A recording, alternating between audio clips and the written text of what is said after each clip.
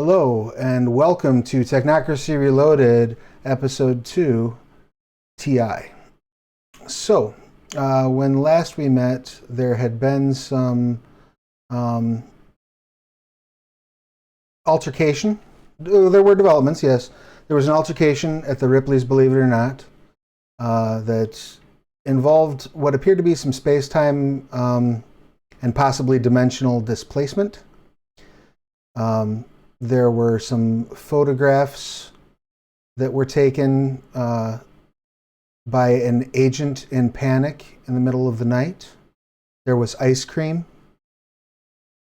There were interrupted dates for your manager in charge.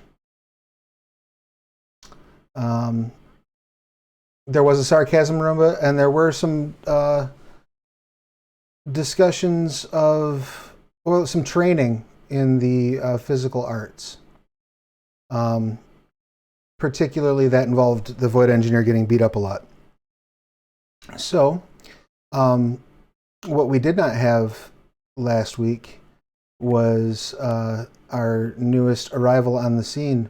Abby, welcome to the internet. The crowd goes wild. So the couple things that we didn't get a chance to go over that I want to give you and just the floor for a moment to go over with. First off, most importantly, safety tools. As the audience knows, we're doing lines and veils. I believe Drew has a public-facing link so you can see our lines and veils. If you want to throw that up in the chat, Drew, that would be awesome. And do you have any lines or veils that you'd like to add? And Jax will obviously step in and correct me if I'm wrong about these, but lines are things that just do not exist in the game world.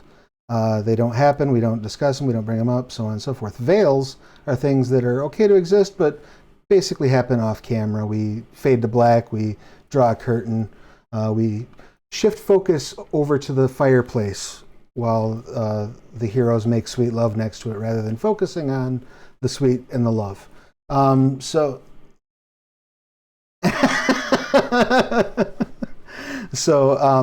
do you have any lines? Do you have any veils that you would like to bring to our attention?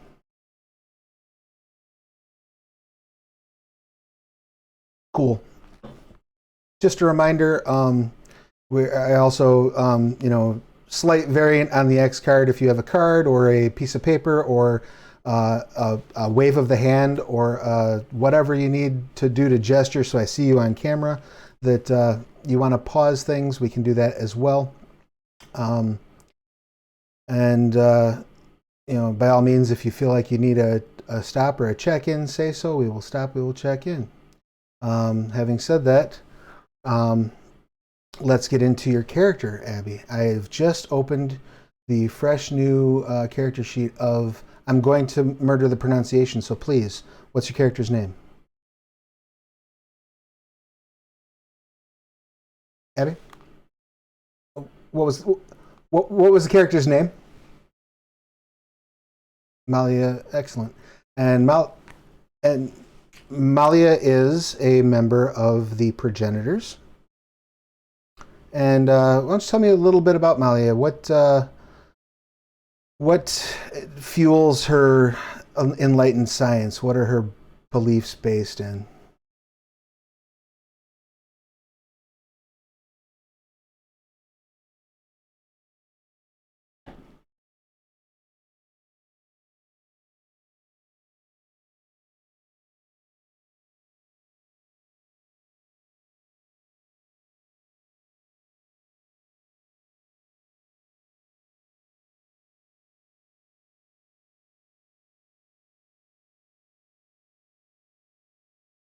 And so that kind of fueled her to join the group, especially with her military background. Abby, you may need to speak up a little bit. No, hold on. It's not. It's not Abby's volume. It's a tech issue that I am correcting. I can hear her. Yeah. All right. I've had to turn my mic down multiple Zooms. Yeah, no, it was not a mic issue. It was a routing issue. Okay. I know Um, Hiromi knows how loud I am, so that's why. but by all means, Trying continue. to. You were saying the character is it's Malia and Saloon. Taloon. Excellent. Yes. Progenitor, and continue again with your paradigm. I apologize for the interruption. No, not at all. So yeah, she has a medical background. She went to school for pre-med, and shortly after graduating, she joined Doctors Without Borders. And there was an experience over there that she just couldn't really continue doing the work that she wanted to do. And so that kind of led to her enlightenment, and you know moved her into leaving that organization. But then the Technocracy saw something within her, and she shortly joined up with them right after. Beautiful. Excellent. Yeah, she's got some a lot of non-parallels happening.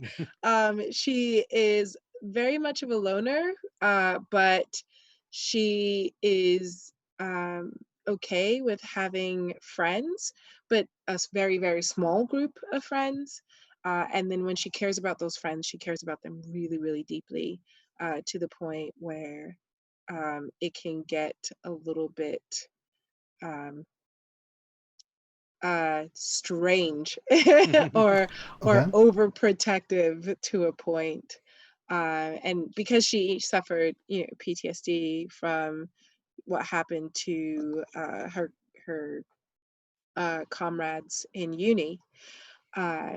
So the whole thing is that they were supposed to do a study group, and they were soon to graduate. They were in their junior year, and there was a figure that was running around their campus planting bombs, and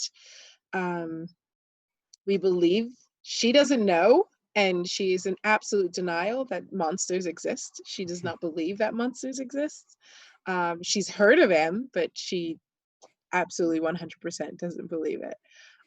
So I figured that would be a little interesting, if she ever does get a chance to come face to face with any. But Okay. yeah. So this building that had her friends, because they were about to get ready to go to do a study group, the building exploded, and she was literally right in front of the building before it happened, but far away enough that the explosion did not cause any pain or harm to her. She did run in to find out, what possibly happened to her friends, and it was a really grisly scene. So Not a pretty sight. not at all. Okay, so Body parts everywhere. dealing with a little bit of post-traumatic stress from that, probably. Yeah, definitely. She definitely suffers from PTSD. And it is a situation where she can't go into like cramped spaces, because they can cause panic attacks. And her thing could be, it just happens out of nowhere. Like, she doesn't really have any control of the triggers that happens to her. And that's probably a part of the reason why she doesn't do close relationships anymore. But eventually she will open up. She is usually the kind of person that will open up and let people in, but sometimes that can be dangerous for the people that she lets in. Sure, that's fair. Yeah. Excellent. And is there any let's talk just real briefly about her knowledge, her sphere, Sure.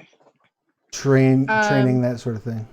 Yeah, so she is, do you want me to start with attributes, or Yeah, let's just look at kind of where the basic focus is in the attributes, and then Okay. get into the spheres. Okay, so she is a 3 at perception, a 3 of intelligence, and wits. She is a 4. Her appearance is a 3. Manipulation is a 1 because she's not really good most of the time with people. But she is a 2 with charisma. Her stamina, due to her military experience, being in JROTC. She has a stamina of 3. Her dexterity is 3, but her strength is about a 2. Okay. Her talents, there's a different ranges in her talent. She's got alertness, athletics, awareness, a little bit of awareness, a little bit of brawl, and maybe a little bit of streetwise. So her alertness is a 3 and her athletics is a 2. And all the other ones I mentioned are 1. Her skills, she's about a 1 in crafts, 1 in drive. She is a 3 in firearms. Meditation, she's a 1. Melee, she is a 3 also, and survival, she's a 3 because she is really good at, taking care of herself, especially in whether it's a combat situation or just, taking care of people, which is a lot of the things that she learned when she's Doctors Without Borders. Sure. Her research is a 1. Her academics is a 3, obviously, because she has a medical background. And she's a doctor. So, Right. computer is a 1. Medicine is a 4. And Good science call. is a yeah. I like her And already. she has some battlefield first aid. So I should have written down battlefield medic, but I was a little brain fried when I wrote that up. No. yeah, Good. no. And what are her? I was just gonna say, what are her primary focuses of practice in terms of? I assume that most of her tools come from some level of medicine, correct? Medicine and science. Yes. Yeah. So she did her pre-med and graduate degree with uni, mainly because it was her, and the reason why she didn't have a break in between her education was because she jumped straight from finishing up her degree to going into Doctors Without Borders because of what happened to her friends and her not being able to save their lives. So her main focus is trying to do everything that she can to heal, and to create some kind of, not life per se, but to fix things because she couldn't fix them before. Okay. She also has human biology science. She's a 2 in that. So her spheres are, she's a 3 in life, a 1 in mind, and a 2 in prime. Oh, excellent. So you are capable of doing some low-level creation, as well as healing and things along those lines. Yes. Cool. All right, rock and roll. Is there anything else that you would like to share with the group before we dive right into it? Well, she definitely has hypertech, and I believe we talked about hyper cram. Yeah, Yes. background hypercram. Basically, she can sit down and go Okay, I know martial arts now. Right. Like Yep. Neo. No, kidding. So yeah, she does. She has Snap her some off. PTSD. She has this PTSD. She's also soft-hearted too. Okay. That'll work out beautifully. Yeah. All right. She's also been doing some gym training with Marks, Marks, but she just yes. recently started, so she hasn't got trained up in martial arts or anything yet. Yeah, she does have a slight relationship with Marks. They've been sparring, or she's been teaching her how to spar a little bit, just because keeping her skills honed as much as possible. Beautiful. I love it. All right. So about 5:30 in the morning, Malia, you receive a phone call from managing agent Wilder. Says, Doctor, I apologize for waking you at such a unnatural hour, but I have something here I'd like you to take a look at. What is it? Oh, it's an ear. Why are you just giving me an ear? Well, I'm hoping you can help me figure out who it belongs to. Oh, you woke me up at 7 a.m. for this? I woke you up at 5:30 a.m. for this. There's a Dunkin' Donuts across the street. If you want to stop and grab some coffee, I'll reimburse you when you get here. I drink mine black. It's 5:30. It is now 5:33, as a matter of fact. Could you please get in here? I need some answers. You're literally the worst, buddy. All right. I've been told that. Bed. He hangs up the phone. You get up, bleary-eyed, sort of make your way. I'm getting out of bed. You stumble in, get through your morning routine, make your way into the construct, which is effectively like in a parking lot underground beneath Tommy Bartlett's Robot World. So there's like kind of an underground entrance that most people believe is just, cargo entrance for the actual exhibit for the museum, but it is in fact your back door into the construct. You get in there and you park in the underground garage. You head in to Agent Wilder's office, and you see he's got what looks like probably 60 or so manila envelopes just like open and scattered across every flat surface in the office. He seems to be flipping through things and looking at papers. All right, I'm here. Doctor, it's wonderful to see you here. He reaches. I need you to run a full spectrum analysis on this. Find out if it anything unusual about it, and see if it matches the DNA profile I'm sending to you airdrop over the ES phone. Can I have my coffee first?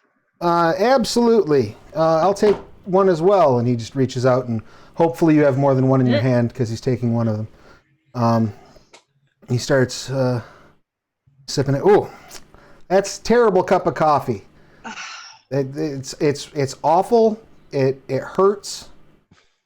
It makes me question my values as a human being. We need to go get a good cup of coffee today. That's on the agenda. He sets it down just kind of haphazardly on his desk and starts going back to like flipping through papers, and he's like walking around and like looking at papers on the floor and changing pages. I need All that right. very soon, Doctor. Is this the specimen? The ear, yes. Where am I supposed to go to? I assume this out? you have some kind of equipment or laboratory around here somewhere, don't you? Yeah. That would be probably the best place to do it. Certainly not over that paperwork. It might still be a little moist. Why is your paperwork moist? No, the ear.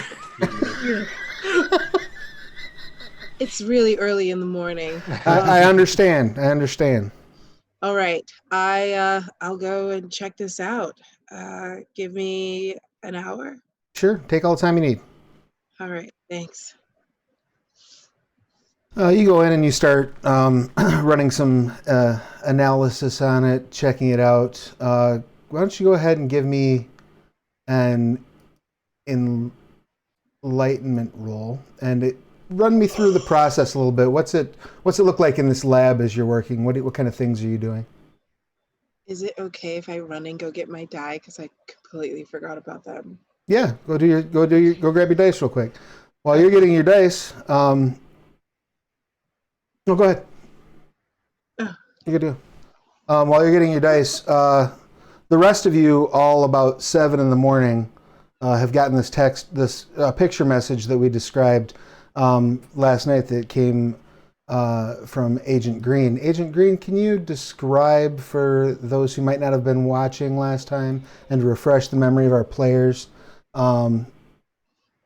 what was in this photo that you took? Sure. So I don't remember. Did I get the whole thing in the mirror in the photo, or was it just the photo of the mirror? All you got was the photo of the mirror and yourself, but there was that. Right, there were different faces. Right. Right. So there's 2 things in the email that I sent. One of them is a photo of Allison Green looking into her bathroom mirror, and it's weird because it's like a long exposure photo. So you see her looking in the mirror, but then you see other sort of imprints of her faces making different expressions. Some of them are in pain, some of them are rejoicing, and her sort of original face looks very confused and frightened. The other thing is a biometric read of her sleep study, which Agent Wilder, aka David, would have gotten as well, and that tracks her sort of, breathing and heart rate and whatnot while she's sleeping. So that was distributed to all of you over an airdrop through your ES phones. And Doctor, have you returned? I have. I have 30 different pair of die, so I'm trying to try to find the right sort ones. them. I understand. Thanks to Hiromi. You're not alone in that pain. All right, so yeah, in order to do this, this is basically going to be like a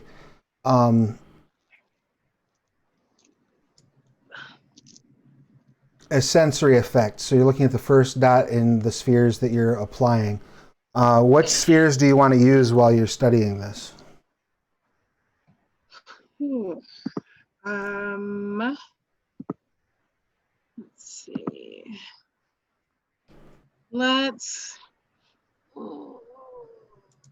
Mind? Okay. See if there's any sort of mental impressions on it, things along those lines. Sure. Mind, possibly pride. You can absolutely look at it with Prime. Okay. And I would assume life, as it is, at least it was at one point alive. Well, yeah. I mean, generally it's wet. speaking, dead material is considered matter. But you do have some DNA sequences for it, so I will allow you to get a little bit of information from it. Right. So what you'll go ahead and do then is you'll roll your enlightenment. Your target number for this is going to be 4, because this is a level 1 effect, and it is coincidental. This is what we refer to in the union as an adjustment. 1. Rar. Oh. 4. More rar. Okay. So I'm learning this. Life, I'm getting 3 D10s. Yeah, so you'll be rolling yeah, whatever the enlightenment or arete on the character sheet is. So that it'll be a number of D10s equal to that. I believe on your sheet it's listed as enlightenment. Yes. Good. Your 3. sheet is mutual. If your sheet says arete on it, you need to report to room 101 for social conditioning, please. Yeah, so you roll a number of Jack's face. a number of D10s equal to your enlightenment. You're looking for 4s or higher. If you get a 1 or a 10 on any of them, let me know. I'm rolling 6 die. No, it'd be just your enlightenment total. So you don't add your 3. sphere to it. So it's just 3. Yeah. Just 3. The sphere level that you are using determines the difficulty, but your sphere dots, you don't usually roll them. They're just a measure of how talented you are with that sphere. Did you die? Hear any of that? Or was that I your cat? didn't. Okay. It was my throat. Okay. Oh shoot. So 9, 8, and a 3. Okay. Well, Well, it is still 2 successes, so it is sufficient for you to draw 2 pieces of pertinent information from it. The first piece of information is that I'll give you 3 pieces because one of them is a gimme.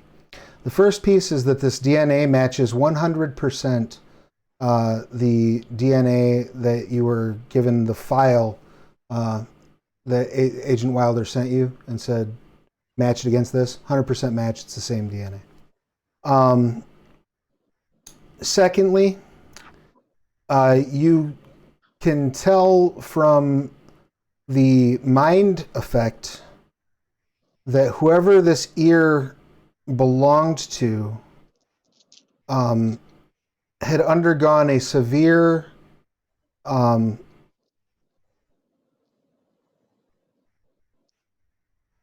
shattering is probably not the right word, but it's as close as I can come to one of their psyche, in the sense that you feel that there was some sort of an enlightened science effect, or perhaps a reality deviance effect, that caused extreme fracturing of their mind into very, very small pieces. In fact, so fractured was their consciousness that there were trace elements of like 6 different emotional impressions on this ear, but they all belong to the same brainwave pattern.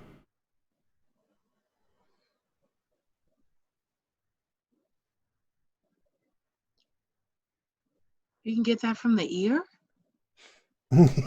Isn't enlightened science amazing? Also, you get also it's like magic. No. don't say that too loud. Also, you discover that though the ear itself does not have any primal energy in it beyond what you'd expect to find inert in an object, it does have the stains of what would be sort of a resonance style energy.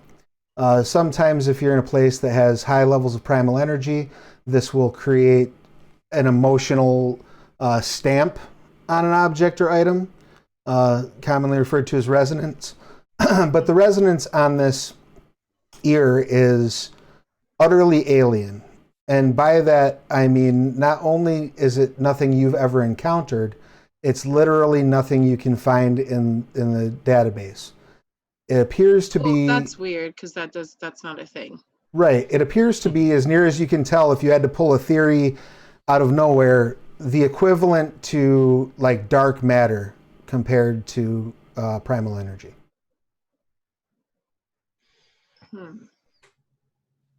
Okay. And what if it could be a situation where someone mixed 2 DNAs together to make it seem that way? It's possible. It's possible that this could have been spoofed, or there could have been some sort of illusion, some sort of tampering with the evidence. But if there was, it was done by someone professional enough that your machines are not recognizing it. All right. You can make a, why don't you go ahead and give me an intelligence plus medicine roll. So a number of dice equal to your intelligence ability and your medicine skill. And you'll be looking for 7s or better on that roll. Okay. My medicine? Yep, medicine plus intelligence. Whoa. So that's, holy crap. That's 7. Nice. 7 dice? Yep. Really? Yep. Yeah. You're good at it. Oh my gosh, guys. Oh my gosh. I'm glad I have that Our many roll 7s or Hirome. higher. Chessex. Okay, 7. Oh gosh.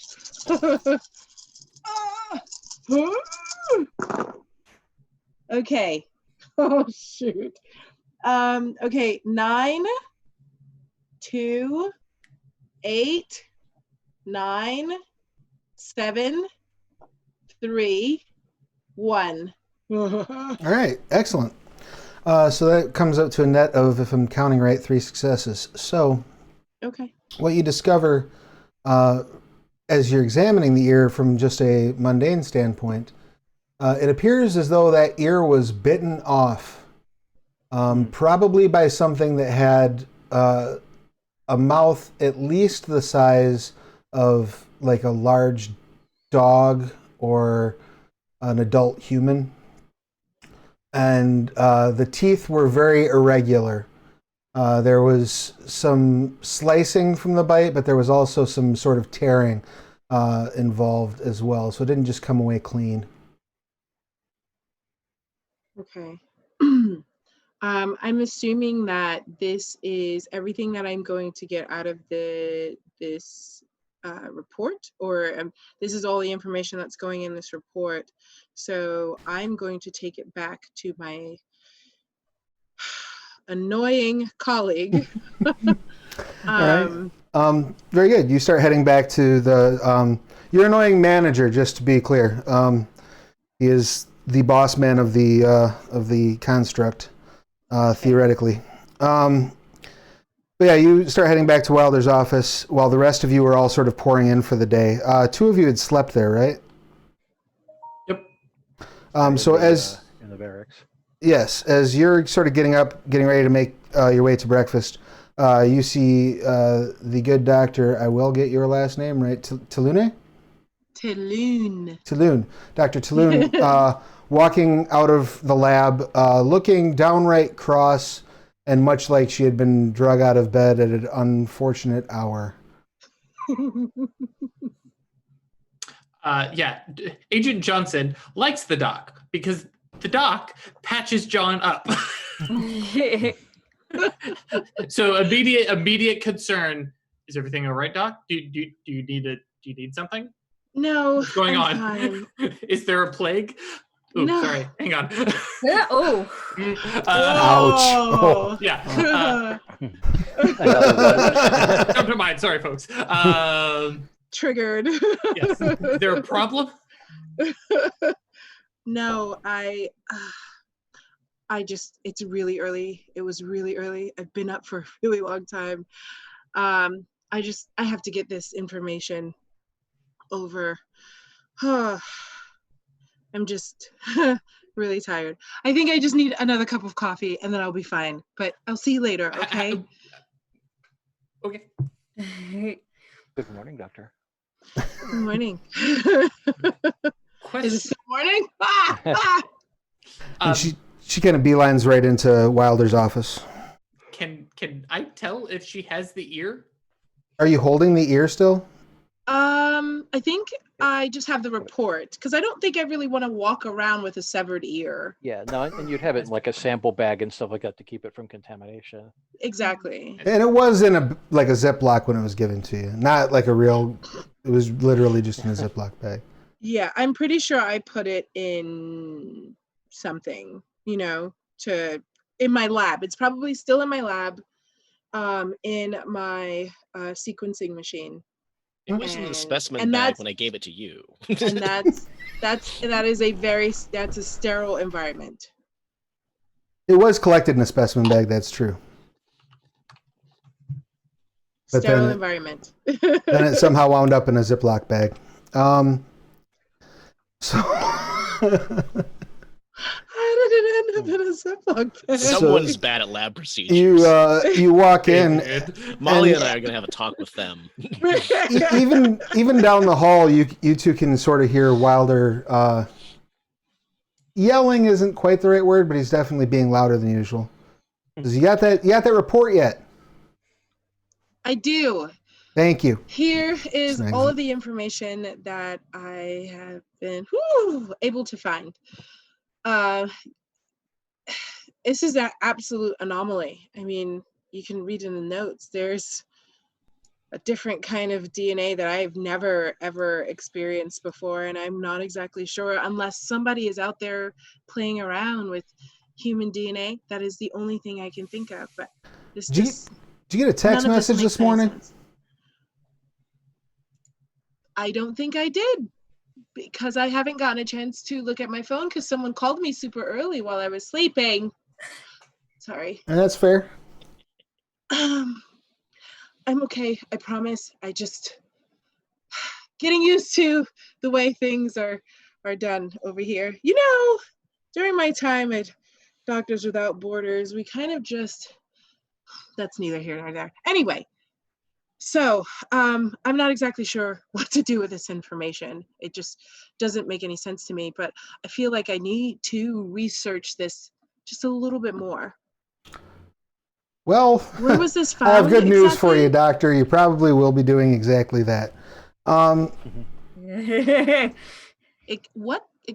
He sticks his head out the hallway. Marks. Yes. Who said that? The agent in charge. Okay. Sticks his head out, shouts, "Marks Johnson. Yes, sir. How do you feel about some like bacon and eggs? You want to get bacon and eggs? Maybe get some coffee, pie." That pie, yes. You had me at pie. That sounds wonderful, sir. Thank you. All right, so great. Let's go get some pie. Call everyone. Tell them we're going for pie. There is a restaurant called Martha's Cafe on Highway 12. They go north out of Lake Delton, keep going down about 12 miles. They will come to the town of New Lisbon. They will know they are in the town of New Lisbon for two ways. One, there's a sign that says "Welcome to New Lisbon." Secondly, there is a police officer's car with a cardboard cop in it at the city limit. When you go 2 blocks past the cardboard cop, on your left you will see a sign that says "Cafe." That's Martha's Cafe. Pie's on me. I'll meet you there in about 45 minutes. Sir. Then I'm going to try and get a read on him as much as I can of what his agenda in all of this is, because this is just, it's not common for technocratic managers to let Bye pie. well buy pie and let their agents go out on errands pull like David this. Lynch. So I'm gonna try and try and get a feel for what he actually wants from us. Sure. Are you going to be just relying on your own social savvy, or are you relying on any adjustments or procedures? I am not stupid enough to try and use procedures on a manager. That would be dumb. So I'm that just would going to use probably be dumb. my normal people skills, normal savvy there. Yeah, what do you say? Perception, empathy, maybe? Yeah, perception, empathy will work. Cool. No, botch the fuck out of that one. Whoop. Kind of seems I think like he's feeding us to the reality deviants. You know? Right? Yeah, he's sending us on a suicide mission. This is a off grounds incident procedure. You're probably gonna get taken out into the woods and asked to see the rabbits. That's what's gonna. Considering what happened to Marks the last time a manager was acting strangely, yeah, that's exactly what she thinks. That's fair. How would you like to proceed with that feeling? Quietly hyper vigilant. I'll just say, I'll drive, John. Besides, I don't know how much experience you have with driving, but I'll take care of it. And as we're driving, I will just keep up a flow of small talk, of engaging small talk, essentially, bonding, doing bonding over the stuff that we've done and the weird things that we've encountered and so forth. But essentially, with the covert agenda of when the agents come to get us, he will be on my side, not theirs. Sure. Again, I'm not going to try and use procedures on him, but this is the sort of thing Marks is very good at. Sure. Now, is Johnson even attempting to be cogent or resistant to this, or is he just going with the flow of conversation? The agent in charge said that there was going to be pie, and Marks is driving like, this is terrific. I'm just gonna sit back and enjoy it. And bear in mind, especially for anybody who missed last week, John Johnson grew up on a spaceship in nowhere. So he's got his face plastered to the window, like watching as everything goes by, nodding and listening to everything Mark says. And yeah, absolutely. Yeah, of course I would always go back. Yeah, I've always got your back, Marks. Yeah, and while we're talking, look at that! Isn't that cool? And I'll just be using his fascination with this world that is alien to him and was until recently very open to me, and just use that as another. Look, that's wonderful, isn't that? Oh, and just keep up a steady stream of this while watching for what I feel is the inevitable knife in my back. Excellent. Cool. Well, so far no knives, only pleasant conversation in the car. You do make your way there. I don't see any need to, bring systems into that conversation because it feels like it's very, very clear how that's going to go. But you do manage to arrive at the town of Linden Station. Sure enough, there's like a 1978 black and white with a cardboard cutout of a police officer sitting in it. This is good. And you stop at the very slow street, get out and come to kind of it's almost an extra unassuming mom and pop greasy spoon. As we get out, scanning potential ambush and sniper spots. Sure. Go ahead and give me a perception alertness roll. Okay. Difficulty 6. 2. Yeah, you look around. There's not a whole not much is very tall in here. The tallest house is 2 stories tall. The trees are big, and you could probably hide somebody in them, but you certainly don't see any evidence of anyone being in them. Houses are well spaced out. Everybody's got a front yard, backyard, side yard. A lot of gravel driveways in this town. The town itself has a population of about 400 people. Okay. Small town. So yeah, give you an idea of the size and kind of what you're looking at. And obviously, this is rural Midwestern America. Things are, you have basically 2 types of buildings you're seeing. Those that are extremely well kept up and those that look like they're, going to go over with one strong wind, and there's really not much in between the 2 of those. I'll be right back. I need to go adjust my wig because for some reason it is digging into my scalp, and I need to not do that if I'm going to focus. You should handle that. Yeah, I'll be right back. Your wig lives. Sure. In the interim, so you see no obvious places. You see a couple spots where, if I had to be a sniper, that's where I'd go. But there's no one in them. Okay. Just seems like a quiet morning. Cool. Yeah. Okay. So still remaining hyper vigilant. We go inside, and I will open the door, let him go first, and you step in. There's probably about 7 or 8 patrons in there right now. A group of 4 guys look like they're probably in their late 60s, early 70s, in trucker caps and overalls, having their morning coffee and talking about fixing the world. You see a young couple and their kid, probably 4 or 5 years old.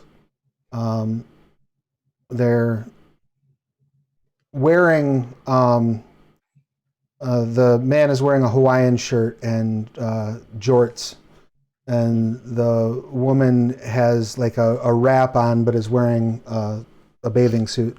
So it's pretty obvious they're probably on their way to one of the water parks and they've stopped for some breakfast.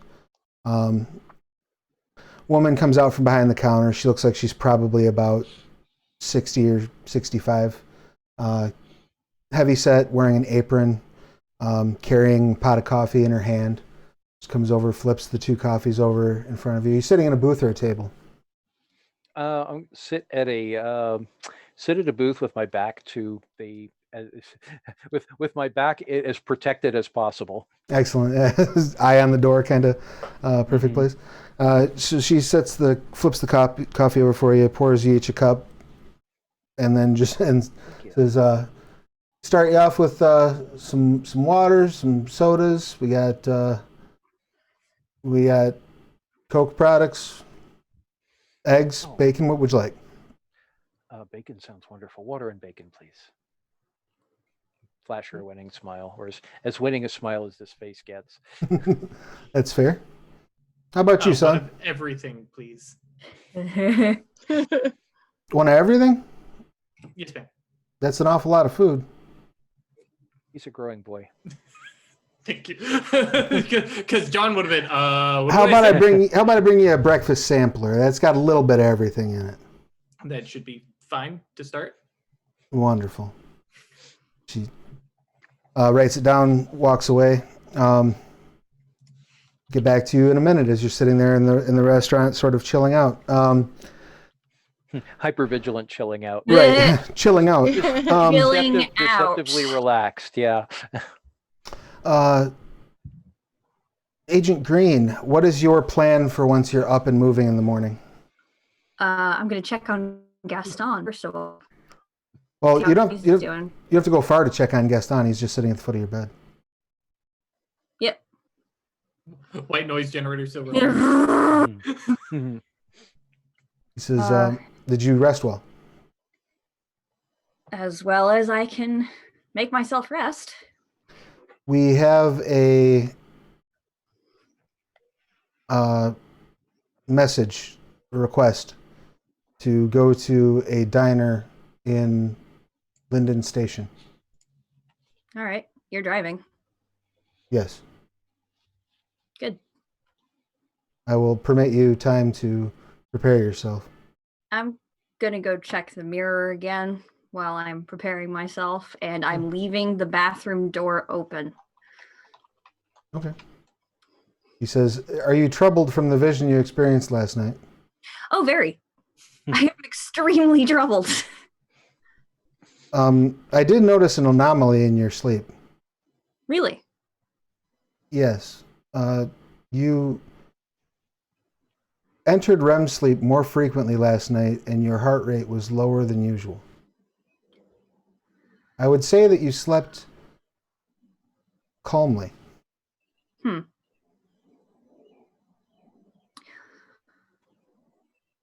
Interesting. Do you remember your dreams? Yes. Were they pleasant? No. What are they like? Dreams in general or my dreams? Do you know what other people's dreams are like? I mean, I can ask them. Well, so can I. Certainly. I just didn't know if you experienced dreams. I wasn't sure if that was part of your programming. I'm told that the part of my brain that handles dreaming or processing dreaming was replaced with a target system. That sounds right. I wonder if we could... Never mind. That's something I should talk to Agent Higa about. I think it's something she'll be interested in. My targeting system? Oh, I want to see if we can give you the sort of dreams that dogs have where you're chasing rabbits, or in this case, I suppose, reality deviants. I would like to chase some reality deviants. I know. I'm sorry you had to do a sleep study instead. It is all for the betterment of the Union. Yes. Well, I appreciate your effort. It means a lot to me. I do what I can. I know. You do very well. And I'm going to go get ready and meet him down at the car. All right. He's sitting out there with the engine going by the time you get downstairs.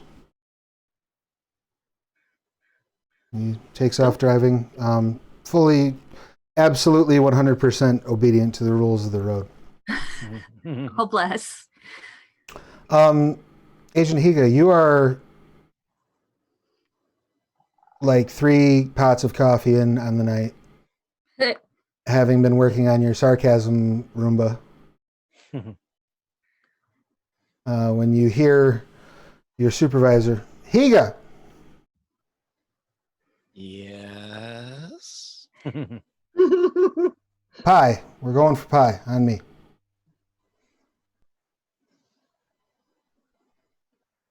I think I'd like my pie on a plate, please. You're going to be perfectly well suited for this conversation. Come on, Agent.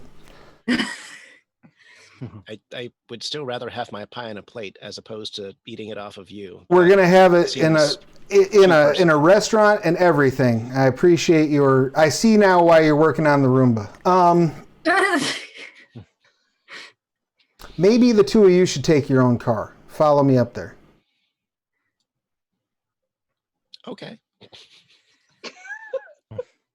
Make Perfect. sure the Roomba is buckled in. You doing anything before you head up to the restaurant? Gonna take a look at the picture that Agent Green sent over, and then text back something along the lines of, "It's a really good photo shoot. If you wanted to replicate that, I could help you take that to the next level." No. You notice when you get about... It's probably the shortest text you've ever gotten from her. And there's no smiley faces or anything. Aw. Agent Green, you notice when you get about 5 miles outside of Linden Station, you can visibly see Gaston's muscles tense up. I'll look for a minute and then I'll say, "What's up?" There's no wireless network here. Do you want me to cause one to happen? It's a little unsettling, but I should learn to cope with situations outside of my comfort Put zone. a hotspot on my phone. That would be pleasurable, thank you. Of course. So quiet. All right. I am going to use correspondence effect because this is not vulgar at all. Less than coincidental, but I am going to use the correspondence effect just in case my phone can't actually get a hotspot signal. Okay, that's actually perfectly coincidental. You're just adjusting the frequencies on your phone to try to pick up, weaker signals.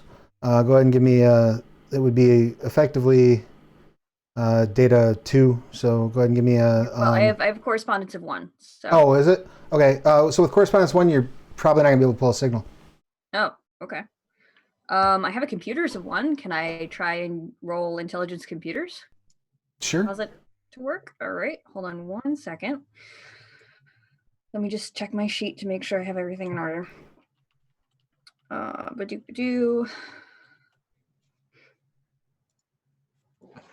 So it's going to be 3.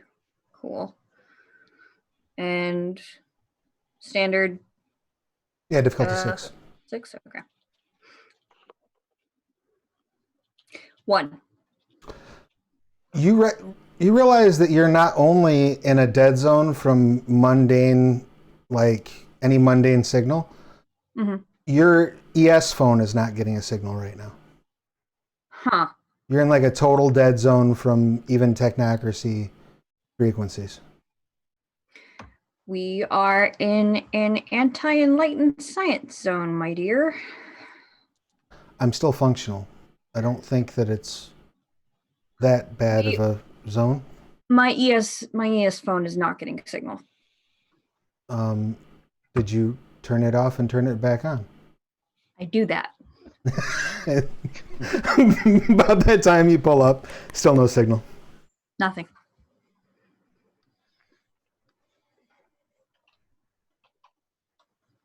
I don't trust this. It's probably one of David's little games. He gets up. He's your supervisor. We should trust him implicitly. Walks around and opens the door for you. Thank you. Puts his arm out and Well, I will take his arm because he is a gentleman. He walks up, like opens the Me door and my for you. gentleman robot. They come walking in arm in arm as you're sitting there enjoying Oh your no. coffee. No? Okay. It's fine. I know. I saw Drew got it. Nobody else. Okay. So he waves very, very mechanically, for lack of a better term, at you across the restaurant as they walk in. David. David's not there yet. Oh, okay. It's just Marks and Johnson at the moment. What's up, kids? Like, there are 2 empty plates already. There's a third in progress. They have breakfast. And like immediately scoots over. Like he doesn't even ask. It's like, oh yeah, you are sitting here. Move over. Yeah, sure. Gaston extends a hand for you and then looks at you as to, like, where should he sit? You can sit next to Marks. And he sits down next to Marks and looks over and says, "Good morning." Good morning, Gaston. And can I read? And again, this is not procedures or anything. Can I read how shook she is? She shook. Yeah, it's probably not. That. Okay. Oh no, she. Yeah, we've known each other. I'm just Yeah. gonna get. She shook. Yeah. Like she's very clearly trying to do like the perky thing, but her Mhm. voice is not like the half octave higher. Mm-hmm. And even Gaston seems rattled. There's no Wi-Fi here. It's such a pleasant place, don't you think? Check your ES phone. I'll check my ES phone. No signal. Yeah. Well, I would have thought that everything like that would have just been beautifully set up, don't you think? Mm-hmm. Gaston, please keep your gun away for the moment. Why would I take my gun out? We're in a restaurant. There's a 5-year-old over there. Yes, I know. But I'm getting moderately paranoid, and that is not an emotion I enjoy experiencing. Oh, and I'll just stop there because I'm so paranoid. I don't even know. John's like the only person at this table I actually trust, and I'm only kind of halfway there with him. I'm gonna turn around and like give the 5-year-old a little wave. Mm-hmm. She waves back. Cool. With murder in her eyes. No, I'm kidding. And that's when the claws go. No, I knew it. the rest of you pull up, and you can see Wilder's car just behind you. Pull up, park. It now looks as though a third of the motor vehicles in this town are featureless, nondescript black sedans. Nondescript, featureless, bulletproof black sedan. Oh, that's inconspicuous. Yeah.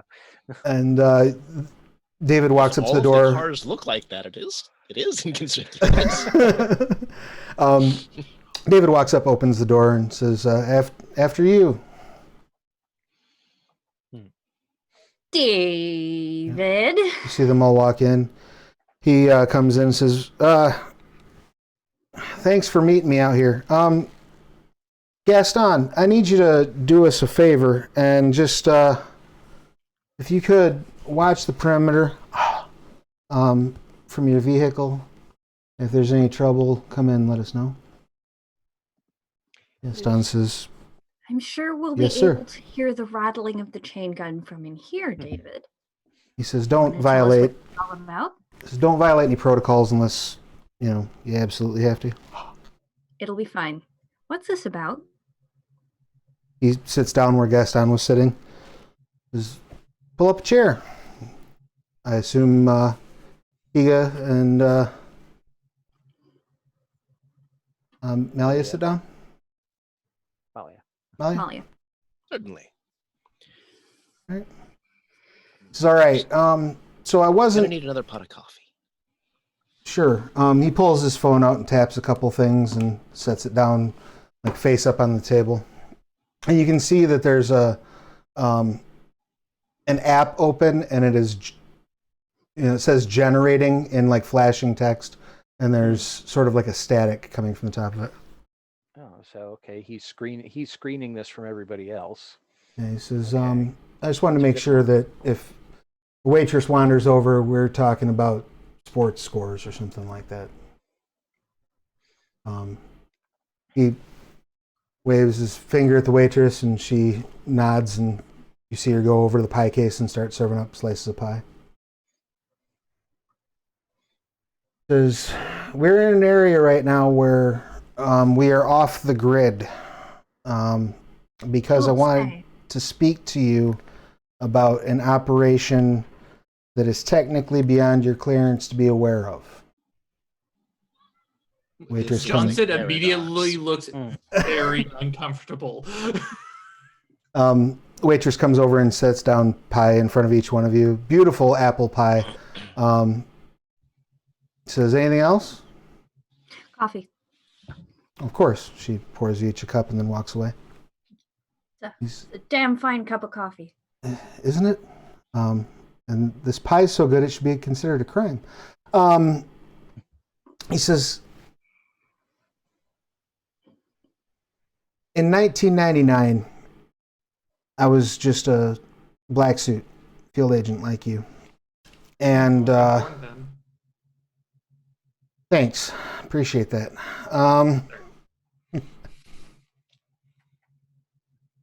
We ran afoul of a situation not far from here with a deviant entity that we came to refer to as the cyst.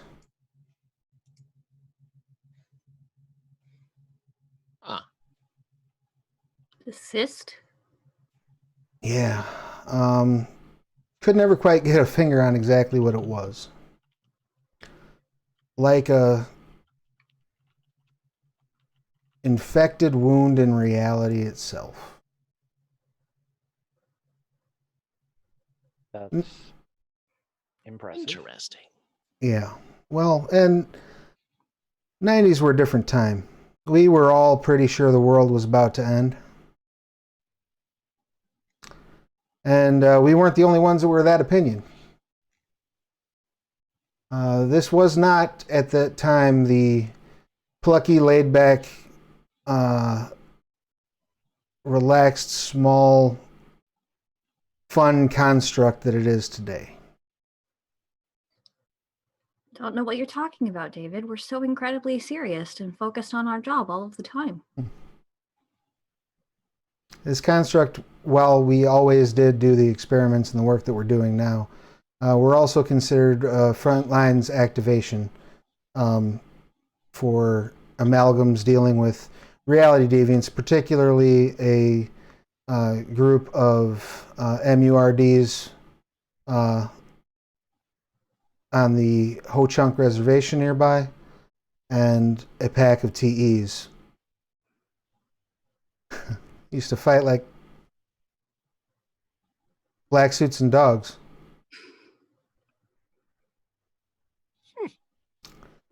Anyway, when the cyst showed up, at first everybody just sort of pointed their guns at one another and blamed each other for it. Based on its resonance signatures, we assumed it had to have been something that the TEs were doing. Naturally, the wizards thought that it was us. And the TEs thought it was the wizards. So, For folks who haven't read Technocracy Reloaded, TEs are werewolves. They're entropic entities. yes. Sorry, forgive me if I go into acronym speak. Oh no, it's perfectly cool because I mean that's one of the interesting things for those who are out there watching. This is one of the things that Technocracy Reloaded goes into is protocols, Technobabble. technobabble, and how to address various different reality deviant situations and entities.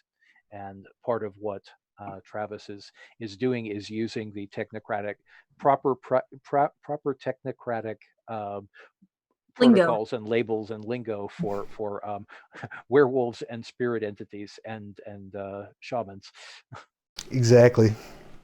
So yeah, check it out so you can get the whole list. You can even go back and watch the video if you've subscribed to this channel like you should, and check all of my acronyms. I'm sure I'll get one wrong at some point, but I digress. So there we were. Pretty much all showed up at the Cyst around the same time one night. Everybody had their own fool plan to try to get some intel about it. And my partner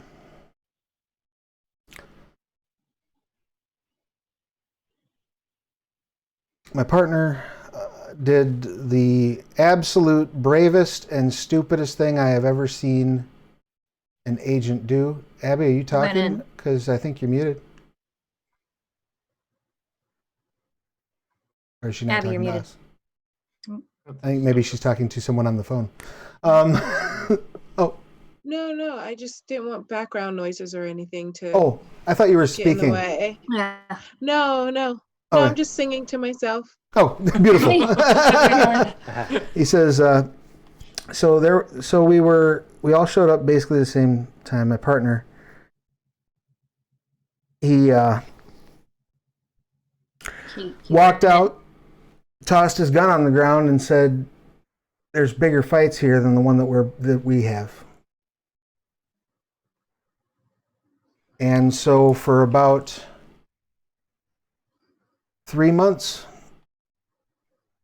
we all worked together to try to figure out what the cyst was and how to be rid of it. Did he go in? Eventually they all did. Why not you? Somebody had to stay back to pull the trigger.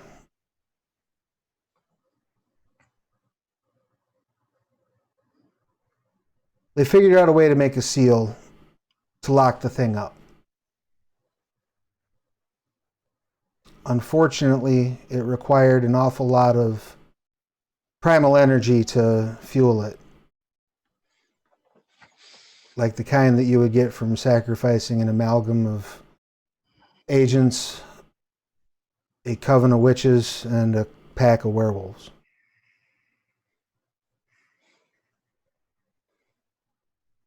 That's a lot of energy. Yes, that is a lot of energy. Yeah, and it sealed the door, I think, and the door stayed pretty much sealed so far, I think. Until now? Until you dropped my partner's ear off.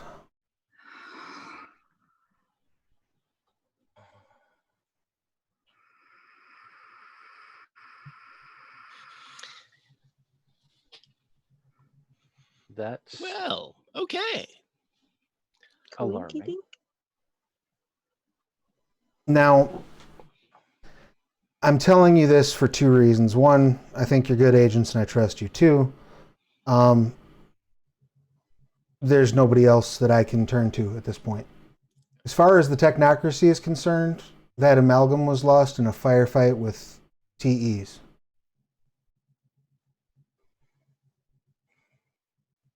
In the height of the Ascension War, it was not exactly considered proper protocol to ask for clearance to be working side by side with reality deviants.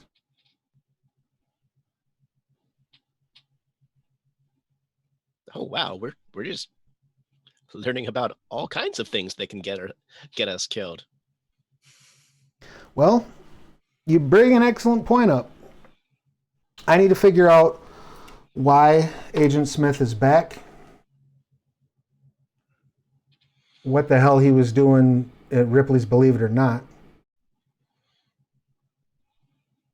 What that has to do with Agent Green's sleep problems. I don't think it has anything to do with my sleep problems. I hope you're right. I've had sleep problems for years, since I was a child.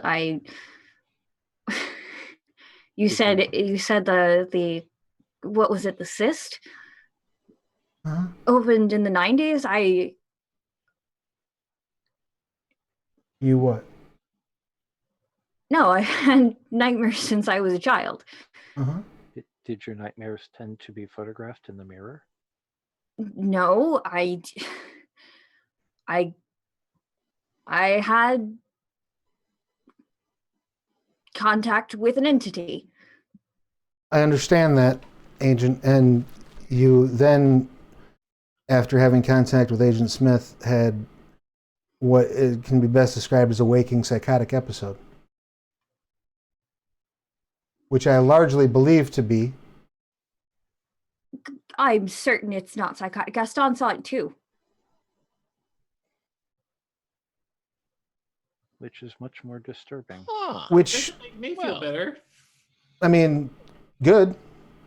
Then, good on one sense. Good that you're not imagining things. Bad that almost certainly means it's probably tied to the cyst.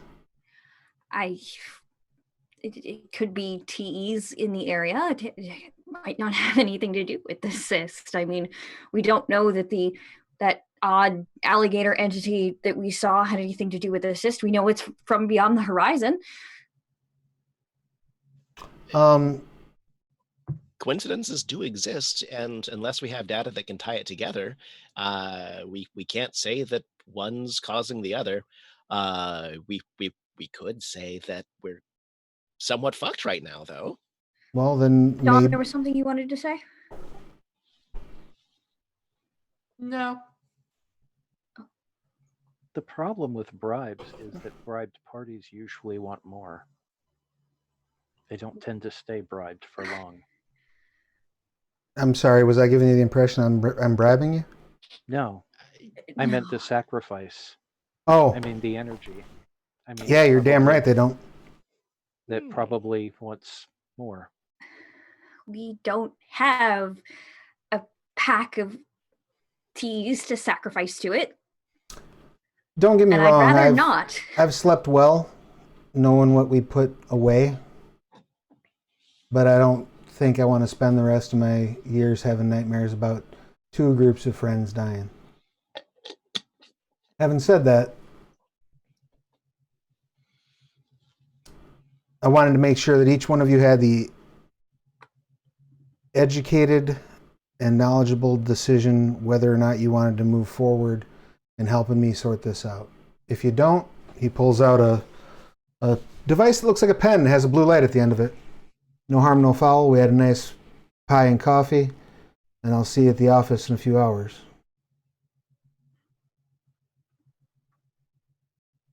I think I appreciate your trust, sir. Thanks. I appreciate I appreciate it being returned. Any takers?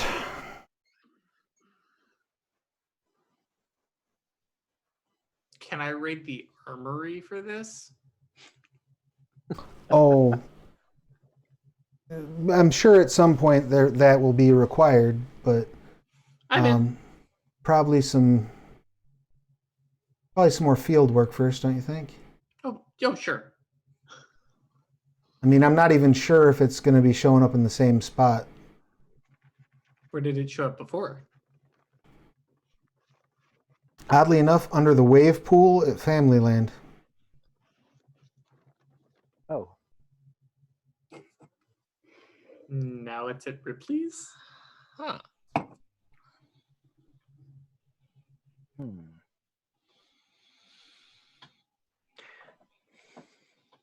I don't think that was the cyst. I mean, it was when the cyst was up, things were happening probably within a 50-mile radius of here.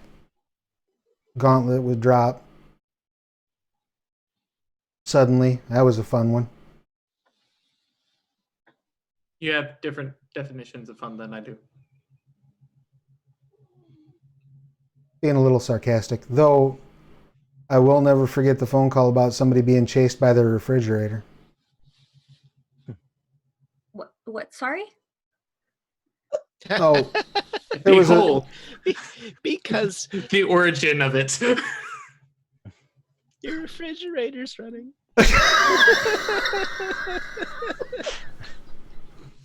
But it doesn't have legs. No, but when it's got an awakened spirit, you'd be surprised what it can do with them little feet. And just as he's cracking that joke, the door swings open. You didn't need to gallop though, like this. That's on the door. The door swinging open. Marks is. Is it Gaston? It is not Gaston. A man comes storming forward toward your table wearing a black suit. However, the black suit, you see there are bands of scaly flesh wrapped around the black suit, almost like he'd built some sort of like an exo suit out of it. You see his hand. I'm feeling stupid. Yes. I would like to get a mind effect on him. I want to know who the fuck that is. Very good. You see his hand is looks like it's up the claw of one of these things, and his eye has sort of swollen and pocked out and taken on slightly reptilian qualities. Don't like that. Okay, so I'm rolling to 3. This is a mind effect. Basically, I am using my my social dominance and my awareness of body language to get a read on who the fuck this is and why the fuck he's here. Excellent. Go ahead and give me an enlightenment roll, please. Okay. Difficulty is going to be 4. Difficulty 6. 4. Well, 4? no, you're trying to actually get surface Perfect. thoughts, so it'll be 5. I'm sorry. Oh no, 5. What a shame. I got 1 success. Excellent. Anybody else want to fire off an effect before we actually go into rounds? Oh yeah.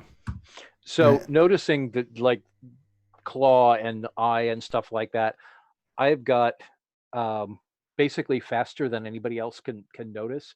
Have 2 throwing knives out, Nice. and I'm going and throwing at one. Excellent. Basically, what that was using in game terms, it was I'm instilling prime energy into that by breathing in, channeling my chi into the dagger, which is going to do aggravated damage if it hits. The effect roll is I got 2 10s on the Arte roll. All right. Keep him And going. Throwing at this thing. Oh wow. So I'm gonna show you the dice here. Oh wow. Yeah, so that's an 8, a 7, and 3 10s. Youch. And Sure. my specialty on dexterity is fast. Okay, yeah, so I'll allow you to re-roll those 10s. Okay. So let's see, that's 4 successes. 5, 6, another 10, 6. That's 6, re-rolling the 10, 7. 7 successes with 2 successes on the Arte roll. That's going to hurt. Very much. Anything that you want to get off effect-wise, Doctor, before a fight starts? Any casting you want to do or anything like that? Me? Yes. You. You're the doc. I didn't even realize I was here. Yeah, you've been sitting with them Oh, this whole time. You've been here the whole time. You went to come The and get pie table? with us. Yes. In the restaurant, I don't even like pie It's okay. I'll eat yours. or people. Somebody got somebody got you're flashy thinged. Yeah, when he pulled out the flashy thing, he accidentally set it off on you. Oops. Sorry, Doc. We'll catch you back Thanks a up. lot, buddy. Yeah, no, I assumed that you had come along with them as he had talked about going with pie. That's what I was wondering. I'm like, I'm watching you guys, but I'm not here, so I'm watching you through my crystal ball. You're absolutely there. Everything. I'm like, why am I going out with you guys? I don't even like pie. Because it's a work required. It's a team builder. Mandatory Yeah. fun. It's You're like about it's so Mandatory funny fun because pie. I'm so used to just like doing my own thing. So the fact that I'm gathering with other people, it's just like really strange. And all you guys look really weird too. So there's that. Thanks. So in response to all this weirdness, are you doing anything? I'm not even sure what to do because you guys are talking about witches and shit. I mean, No such thing. You can shit away on this channel. You're fine. We have the adult filter up. okay. Whew.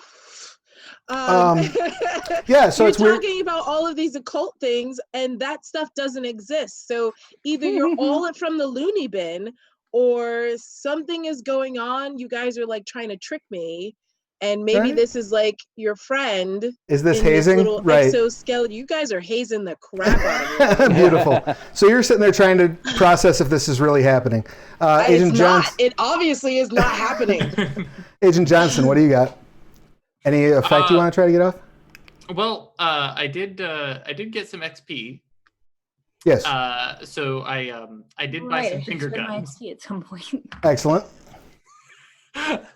So you're now gonna. that I know that I don't have certain requirements, and especially if I'm like catching out of the corner of my eye, Marx is flinging a knife. I'm like, okay, sounds right. All right, you drop into an aiming position. Agent Higa, anything you would like to do? Agent Higa is faking a selfie while actually taking matter readings. Excellent. So to resolve, She has no points in subterfuge, so this is probably obvious to everyone, Go ahead. including the dude. Go but ahead she's and doing it anyways. roll your enlightenment for me, if you don't mind, Agent Higa. Awesome. Okay. What's the difficulty? 4, because it's just perceptive. Oh, well then 3. Excellent. Oh, So I forgot that book. in order of resolution here, here's what happens.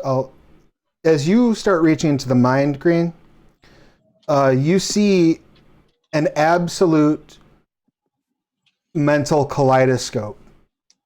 And I need you to roll wits plus empathy for me, please. Me? Yes. Okay. Agent Green, please. Me. Sorry, checking my stats. Oh, you're real quick. totally fine. So question, if you have no circles in empathy, do you roll anything? That just makes you most player characters. You would roll your wits still. But Sorry. What's my difficulty? difficulty is 6. Yeah, you just roll the. If you don't have a skill, you just roll the ability that it's tied to. 1 success. Okay. Not rolling great. It's. You can only look at him for a second with those perceptions up, because his mental processes are like, it's like looking at a kaleidoscope of thoughts and feelings. As near as you can tell, you'd have to absolutely study it at more range or whatever, but or with more time, I should say. But as near as you can tell, he has isolated every single one of his thought processes into its own mental subroutine. Jesus. Okay, I put my head down on the table as people start throwing things. You throw your knives, Marks, and with, was it 7 successes to hit? Yeah, it was seven successes to hit. He takes 2 knives in the shoulder, looks over and says, "D, it wasn't supposed to be like this," and falls to the ground. As he falls to the ground, he immediately dissipates and walks in the front door wearing the same clothing, the same way. And he says, "I've come to talk." Now, by this point... Do I feel like I need to do anything right now? I don't know, do you? I'm like, Run. what the fuck is going on? That sounds like the appropriate thing to do. Honestly, it is chaotic and just outside of your experience of this is. You find Yeah, it is. you find something of a calm come over you. Go ahead and give me an enlightenment roll if you don't mind. Oh boy. Okay. Hold on. Oh God. 703? Excellent. 0's a 10. 0 is a 10. Never mind. I knew that. I knew that. I'm just making sure you knew that. As this terror It's starts very to helpful for our new players and new people on the stream. as the terror It's starts true. to well up inside you, you subconsciously basically find a little box in your mind to put all that fear and lack of understanding in, and set it aside so that you can rationally address what's going on in front of you through the use of mind one multitasking. Yeah. Okay. um, Can we get matter readings from? Yes, Keegan? the matter readings. You see, you have the wonderful perspective of taking an active reading while this being slips kind of through the quantum presence. Looking at the matter, what it's the serpentine flesh that's wrapped around it is definitely dead, but is definitely having some power pumped through it of some sort. And you see, as near as you can tell, he dies, falls into the floor, basically disassembles on a quantum level and reassembles at the door. Comes back in. Creepy as fuck. He says, "No, I would like to talk." And by this point, the parishioners are like starting to like all stare slack-jawed. Old Martha drops the coffee pot. Ooh. I have a mind of 3 and management and HR as a focus. Okay. Get him! No. I'm going to try and calm everyone down and like hold them off while we're doing this. Okay. How would you like to? Democrat. How would you like to try to calm them down? So I'm going to be like, hold on, give me a second to process. Wow, isn't his costume amazing? He's from a local production in the city. That's a costume? Oh, thank God. Yes, it's a costume. I knew that. Friendly I knew fire. Go ahead and make a make an enlightenment roll, difficulty 6, and I'll give you an automatic success because one of the people at your table. 2 successes. Excellent. They all start sort of. You see, they're kind of kicking their heads to the side a little bit, and then slowly sort of turn back and return to their meals. And Special Agent in Charge Wilder says, "Good job. David? Maybe you should take care of them." He hands you the pen and starts stepping. Says, "I don't know that we should be talking in here." Where? He says, the guy standing up says, "There's no time." Why don't you go outside? We have a hit mark outside who can protect both of you. David. He says, "You want me to take him outside?" He looks up. Agent Johnson is going to stand up, Okay. calmly scoop this guy by the arm, and make a beeline for the kitchen. All right. So you grab him and turn around, and as soon as you turn to leave, he like stops in his tracks, and you see the door hasn't opened. There's been no movement that you can detect, but there are 2 people in black suits, but they don't look like the black suits you know. Imagine like the still suits from Dune, but with like sort of a chitinous sort of material moving down from the neck in like leaving the white pattern that one would expect if you're wearing like a black suit with a black tie. Okay. And although they have humanoid arrangement of limbs and head, their faces are completely featureless, and there's merely a black band where you would expect sunglasses to be. Higa, Malia, what the fuck are they? Marks, get them. Stand by. David processing. What the fuck? David pulls his gun out. I would like everyone to roll initiative. Remind us what initiative is, please. 1d10, add your wits plus dex. Thank you. 1d10. Okay, 7, 10, 11, 12, 13. Oh boy, here we go. 15, yeah, 13. Well, Okay. 14. God, maths is hard.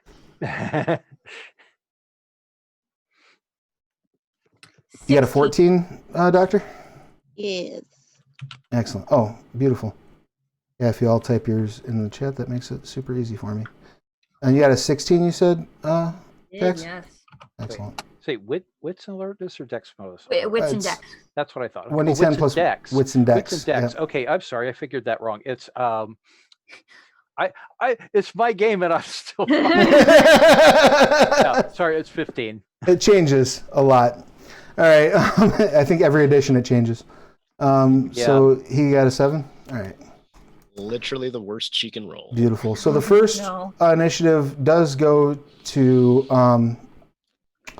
Agent Johnson. Agent Johnson, I would like you to make a wits and either academics, cosmology, esoterica, or occult, whichever of those is higher. I do have cosmology, and what attribute am I tying this to? Wits. Oh, good. I actually have some of that. What was the difficulty? Difficulty is going to be 6. Woo! Okay, so 1 success with my 1-7. As you already had your finger guns in ready position, and you see the new threat, and you train your fingers on them, and something clicks with you as you see these outfits they're wearing. Rumors that you had heard from other Marines that had done service in the deep universe of some sort of far alien, almost funhouse mirror version of the technocracy that they've come across. Oh, you're evil.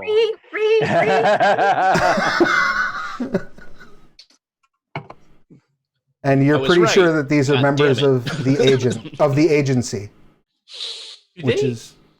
Are they carrying guns? They don't appear to have them drawn yet. But they have guns. You don't see them. That doesn't mean they don't have them. Sure, no, that's fine. Okay, well, with them not visible, I will, yes, finger guns. All right. Pew, pew, pew. Which, if Right, I remember so- correctly, is an energy weapon roll, and that a forces to adjustment.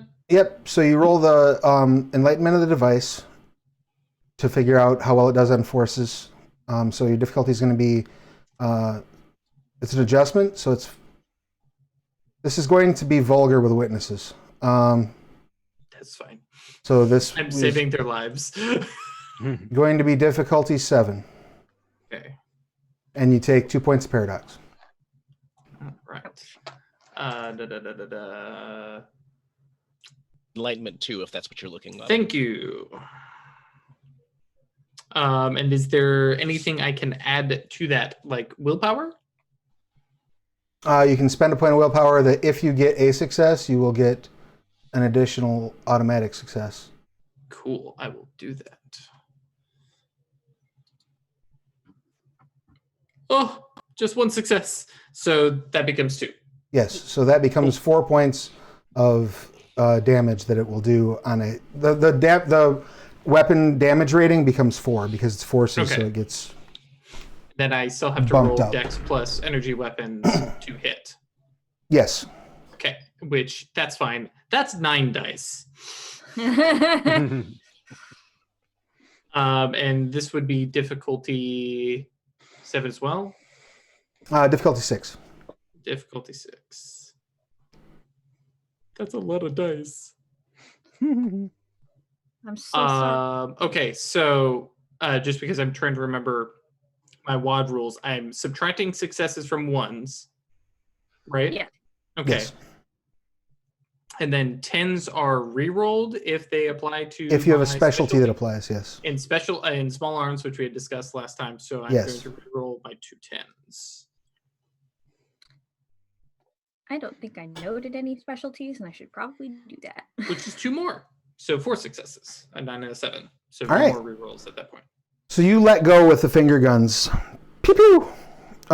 You hit the one standing on your right, and he immediately, like, a wave of energy goes over his outer form, and he turns into a puddle on the ground.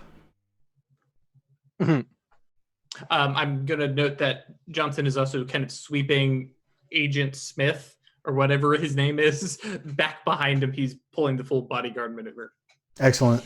As you're sweeping him behind you, he says, "You don't understand what the cyst really was. It's a hole in all the worlds."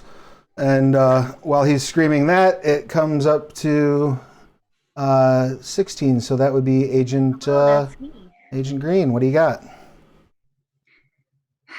I would like to take a reflexive action, Okay. by which I mean a speech action, Okay.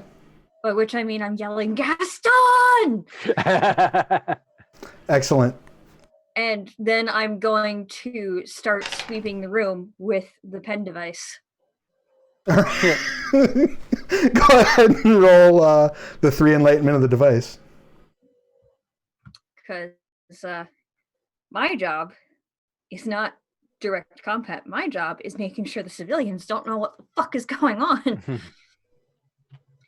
What's the enlightenment of the device? 3, I do believe. Is it 3 you said? Yes. Okay. Yep, 3. So you And need it's a difficulty 6? difficulty 6. Yeah, this is still. No, this is going to be.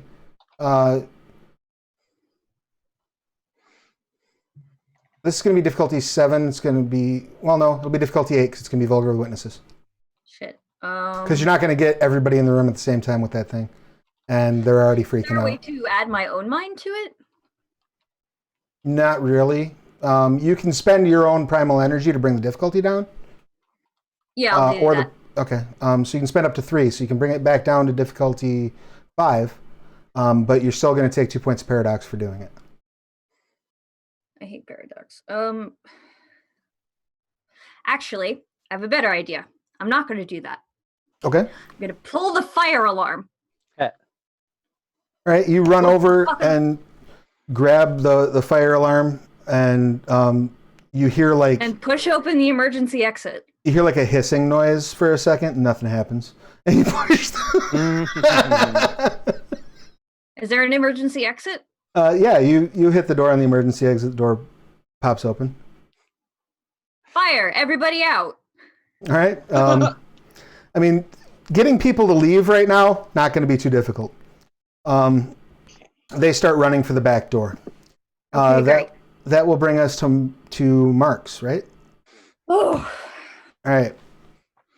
So, catapulting myself up from behind the table, basically using the table as leverage, spin around and throw a spinning kick into the chest of the nearest agent, and try and kick him into the next nearest agent. Okay. Excellent. There are only 2 agents present at the moment. All right. Well, I'm So going to try just- and kick one into the other. Yeah. I think there's I'm only sorry. one now. Nope. There's only Yeah, one there's now only because the one did. So you can kick him into the wall if you want to. That's Okay. Well, I'm going to kick him into the wall. Or kick him into the wall, or back through the door, whichever one has a better shot. okay. I mean, he has a pretty straight shot to the door, so you could always just you're out of here. Yeah, okay, I'm going to try and kick him out the door. Excellent. And let's see, throw some. Actually, I'm not going to try and throw more chi into that because I don't think it'd be necessary. But let's see. Wow, that's yet another. Oh, but there are a couple of ones in there. So let's see. 3. 3 successes. All right, so you come swinging around and kick him, and that would be strength plus 2 for a kick. Plus 3. Three. Strength plus 3 bashing. Okay, go for it. And Let's see strength how plus 3 plus well he takes 3 that. plus 3.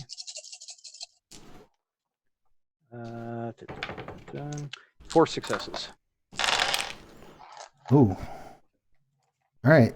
So you kick him, and you hear something pop when you kick him.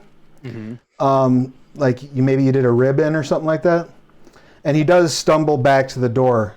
He stops just before he hits the door and goes to lunge forward when you just hear the loudest, most obnoxious report from a chain gun.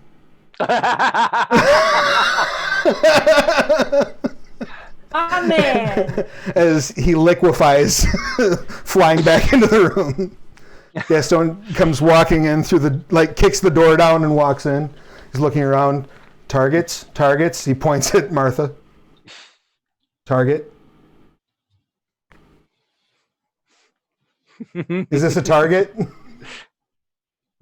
Again, Johnson is in front of. Oh no, he's pointing at the old lady who's still just like holding her coffee pot, like the broken parts of the coffee pot. No one packs like Gaston. No one quacks like Gaston. No one liquefies men in black like Gaston. He's especially good at expectorating bullets. Exterminating.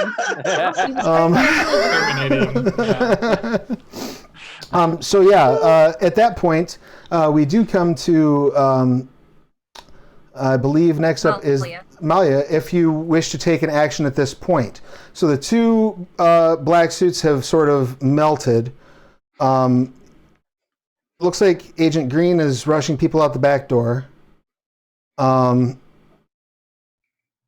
would you like to do? I think I'm wondering, first of all, why are there people like dressed like me fighting? But at the same time, I think I'm going to probably help Agent Green to get, everyone else out. Mainly because, I just want to make sure that everyone is as safe as possible.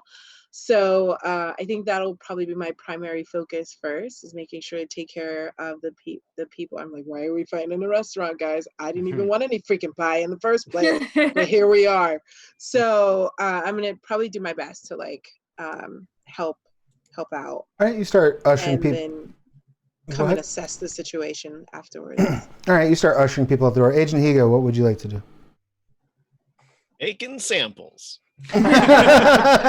Also Sophie's. Excellent. Are you broadening your perceptions to all of the spheres that you have command of at this point? Sure am. All right, go ahead and give me an enlightenment roll. Difficulty 4.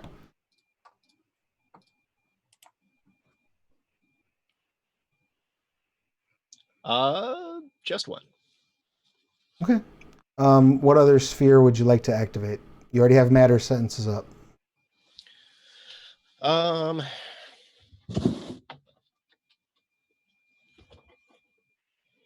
Mind. Yeah, mind.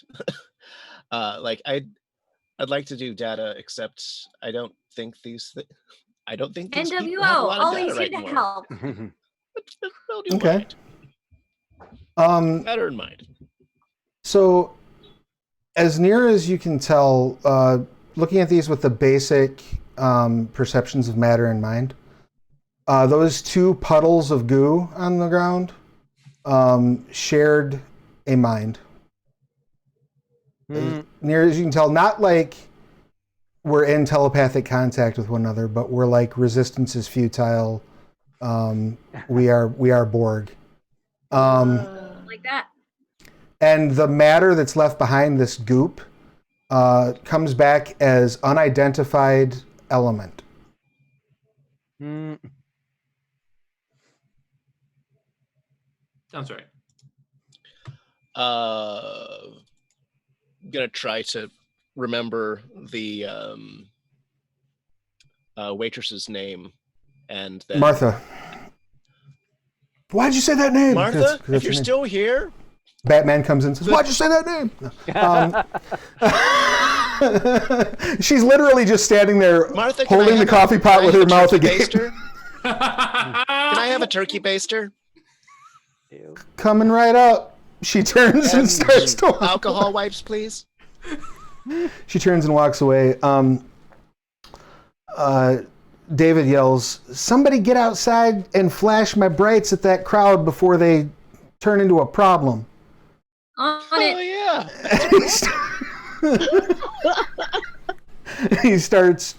He walks up to where Johnson and Smith are. And he grabs Smith by the shoulder. He's like, "You got to tell me what's going on."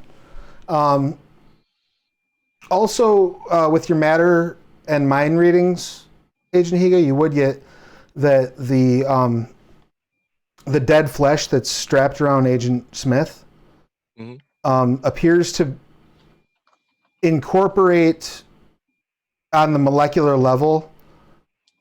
It looks like almost like you're looking at a tesseract.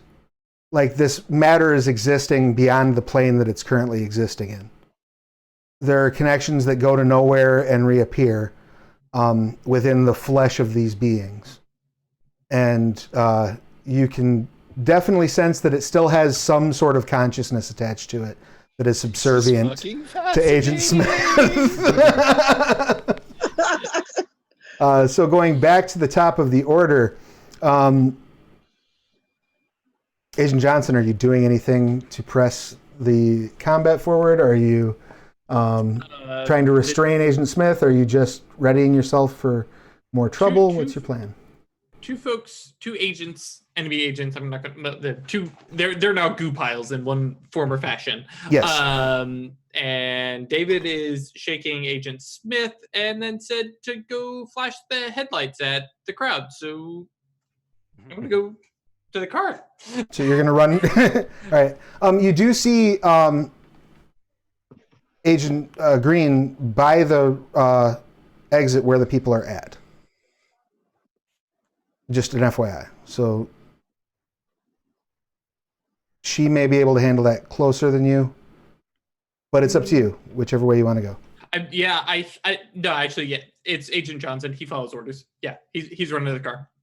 All right, Yeah, you that's fair. run out past Gaston, who doesn't even you kind of bounce off of him and around him as you go past. I don't know. And make your way out to the toward the car. You'll probably get there at the top of the next turn. Agent Green, what would you like to do? I have a plan. It's an interesting plan. I would like to yell. I would like to. Jax is having an issue thinking of wording right now because Jax has ADHD brain, but Allison doesn't. I would like to yell something about this being a sting operation. Okay. And, stay away from the building while we handle this. I'm going to flash some credentials. Okay. Excellent. Go ahead and I would like to use my mind to make it very clear that this is what's happening. Excellent. Go ahead and make an enlightenment roll. This will be coincidental. It's going to be Mind 2 effect to flash your badge and make them think that you're important. I am important. And you can also, I'll just give you this one, from a coordination perspective. You can certainly drive them toward, please go to the front of the building so that they'll run into where the... Yeah, please go to the designated evacuation spot at the front of the building. All right, go ahead and give me that enlightenment roll. All right, is 6? It's 5. 5, okay. Come on. 1 success. That's enough to activate it. I would like to roll something other than 1 success, please. You can spend willpower and make it 2. Well, before you roll. So you flash your badge. They take off running around the front. That brings us to the doctor. What would you like to do, Doc? No, I lied. That brings us to Marks, then the doctor. Yeah, what would you like to do, Marks? I'm just going to interpose myself in between the manager and the doctor and the possibility of some other agent walking in through the door. So basically, I'm holding action until and unless some other threat appears. Excellent. Gaston sort of pivots so that he's standing back to back with you, so that the two of you are giving like a 360-degree coverage of the area. This is cool because you got this short woman in a black suit who looks kind of like a young Patti Smith back to back with My Gaston. robot boyfriend. Like a 9 foot He's all tall. chain guns and shit like that, and Mark's just like, Oh, that's an awkward question. Do you think he knows he's my robot boyfriend? That's really awkward because as Allison Green, I'm very into consent. And if he doesn't know he's my robot boyfriend, this is going to be a problem. You might have to tell him. You might have to clue him in. All right, so you're holding in case there is any sort of activity. While you're sort of falling into place, Agent Smith is just shouting. He's like, "We didn't understand. I wish we would have understood." And Agent Wilder's like shaking him by the shoulders, like, "I need you to come back to me. You're here. Let's talk." That doesn't seem to be getting through to him. Doctor, what would you like to do? Well, I think I want to try and make sure that no one's hurt. Especially with so many people running out of the restaurant. Okay. and a cascade of chain gun bullets flying into a That is true. into a crowd. Exactly. So, trying to make sure no one got shot. I check any of the and besides the fact that people are just nosy in general, and I'm pretty sure some of the restaurateurs have stayed around. I'm going to make sure that those ones that did stick around haven't been like trampled. Go ahead and give me a perception plus medicine roll if you don't mind. Difficulty 6. Perception plus. So just bear with me. I'm just going to find out what that is. 3. And my medical. Yep. Okay. So just one die, right? For each one. I knew that. Yep. One die for each dot. Okay. Oh my God, there's so many. So much medicine. Oh God. It's good. It reminds me of a character I had in Shadowrun that was a street doc, and he rolled 27 dice when he had to work on somebody's cybernetics. Shadowrun. Oh, it was Shadowrun second edition. Champions dice there. That's why I use dice rollers. All right, I'm gonna have to shine the flashlight on this bad boy. Okay, I have 1 7, 1 5, 1 3, 1 7, 1 3, 1 2, and 1 3. Ew, I hate these dice. So that's 2 successes. So you sort of dash out kind of where the crowd is going. You see them running around the front. You do see one of the older gentlemen that was sitting around in his trucker cap, in his coveralls, fell. Just doesn't look like he got trampled. Looks like his hips weren't up to that level of get up and go, and he's fallen on the sidewalk. So you sort of crouch down to help him out, and that brings us to. We got marks, so that brings us to Higa, right? Mm-hmm. Yep. If Martha's brought the baster. She has. She's like shock white and just staring forward and staring at Gaston. And like holds You're the doing baster. a great job. We're going to leave a fantastic tip. Gaston pulls his sunglasses down and you see his eyes flash for a second. And she says, "You left a great tip," and walks away. Puts his eyes back up.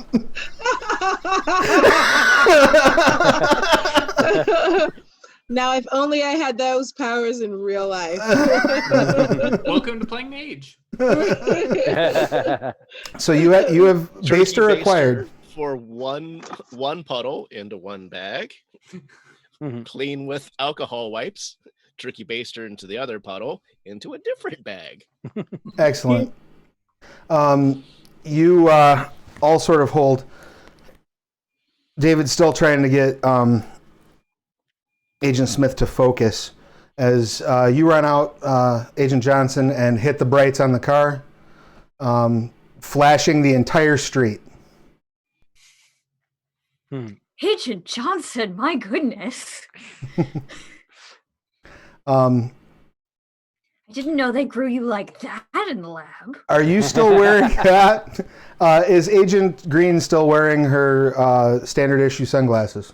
Yes. Is the doctor the still doc. wearing her standard issue sunglasses?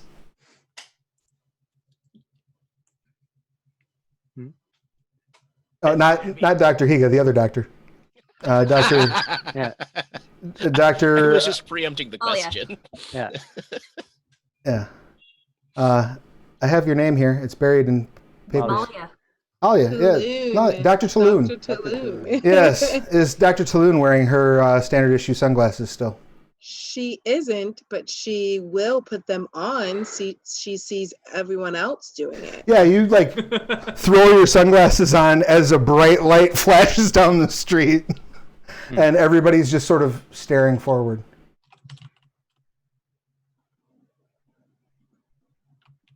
Wow. Would you like to give them a cover story, Agents Johnson or Green? Sure I mean- would. I've got 3 in blatancy, so let's put this together. Oh no, it's all right if you want to try it. I mean, everybody has a first time. Yep. Especially, I mean, I got 2 charisma, but 3 blatancy. Let's do this. But no, Whatever full story he comes with, I'm backing him to the wall. but yeah, no, like Johnson flashes lights, pops out. All right, thank you all for participating in this test of the Martha Diner interactive experience. I'll be collecting surveys as you leave about to go. Roll Higa pulls manipulation out and surveys. blatancy, difficulty 5. Difficulty 5. Manipulation, that's 5 days. Come on, roll. Even with the digital dice, you get the stress of the dice rolling. Yeah. 3 successes. Excellent. So, you had gained some paradox during that, correct? I had, yes. You may have not gained it. Go ahead and get rid of that paradox. This is me being a kind GM. This is not anything that's in the rules. But go ahead and remove that paradox. And I believe who else had gained... Did anyone gain paradox during that yet? It was just me. Okay. Beautiful. Someone else did something that is going to cause a little bit of a backlash regardless, though. So I just need to see how bad it's going to be at the end of the scene for them. Okay, 1... Okay, so that's 3. Excellent. Good to know. And again, those of you who are inside here, Agent Smith is screaming, the cyst, it's like a nexus, and there are so many bad things in there. You gotta stop it, D. You gotta close it down. And he starts to like scream in just agonizing pain, and like there's almost like a sorrow to it as he lets out this just gut-wrenching holler. You see the parts that are human flesh sort of melt away first, followed by the serpentine flesh. And you see David standing there with a phone in his hand. Looks like a Nokia brick almost. It's a Model 1 ES phone. Can one of you hack this? Yeah, probably. And that's where Do you- we'll do wrap you up want- game for this session. I will. You want I the will baster go, for your friend? I will go over and very carefully put a hand on his shoulder, just in a comforting way, because that's a really, really horrible thing to see happen to your friend. Yeah. Meaning, Oh. whether he's doing, I'm sure, the whole technocratic manager, thing, but I'm gonna let him know that we're here with him. He nods, and Gaston puts the chain gun away. you present the baggies, which are rapidly deteriorating in their amount of matter. It seems to just be evaporating into nothingness. And That's not fair. there's some damage to the pie shop, to the cafe, but you've all survived, and the paradox was manageable. And that's where we'll wrap things up for this session, and we'll figure out where to go next week. Any questions, comments, complaints, or concerns about how this went? You guys are crazy, man. Oh, get used to it, love. It only gets crazier from here. Yeah, this is only episode 2. Nope. Got 2 more weeks of this. Yeah, we got room. No, this is absolutely the most insane and amazing campaign I've ever done compared to the one that I did last Friday, where we literally first met and already were fighting goblins and stick figure trees and everything. So not even ready for battle yet, and it's oh, guess what, you're fighting now. Oh, I mean, last week we started with something trying to hit me. We sure did. With the brain of a serial killer, no less. Yeah. Well, as long as Fossilized brain of a serial killer. as long as nobody has died yet, I think Define somebody. We've watched 4 people die just today. But define people. Well, you watched one. Oh. You watched one guy die twice, anybody maybe. in my immediate circle hasn't died yet. Yeah. So That's true. I think that there's that, but at the same time, it's she's just meeting these people, and she's well, first of all, she's obviously being initiated into a sorority or fraternity or something. So there's You could say that, yes.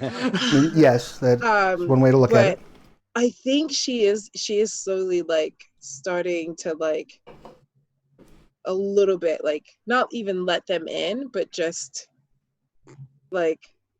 okay, maybe these people are weird, but they seem interesting, and that's where that goes. Interesting is You bond definitely. in moments like this. I think you kind of bond with people you're in battle with, right? True. Yeah. When there's chain gun fire and interdimensional snake people and strange Fremen in black.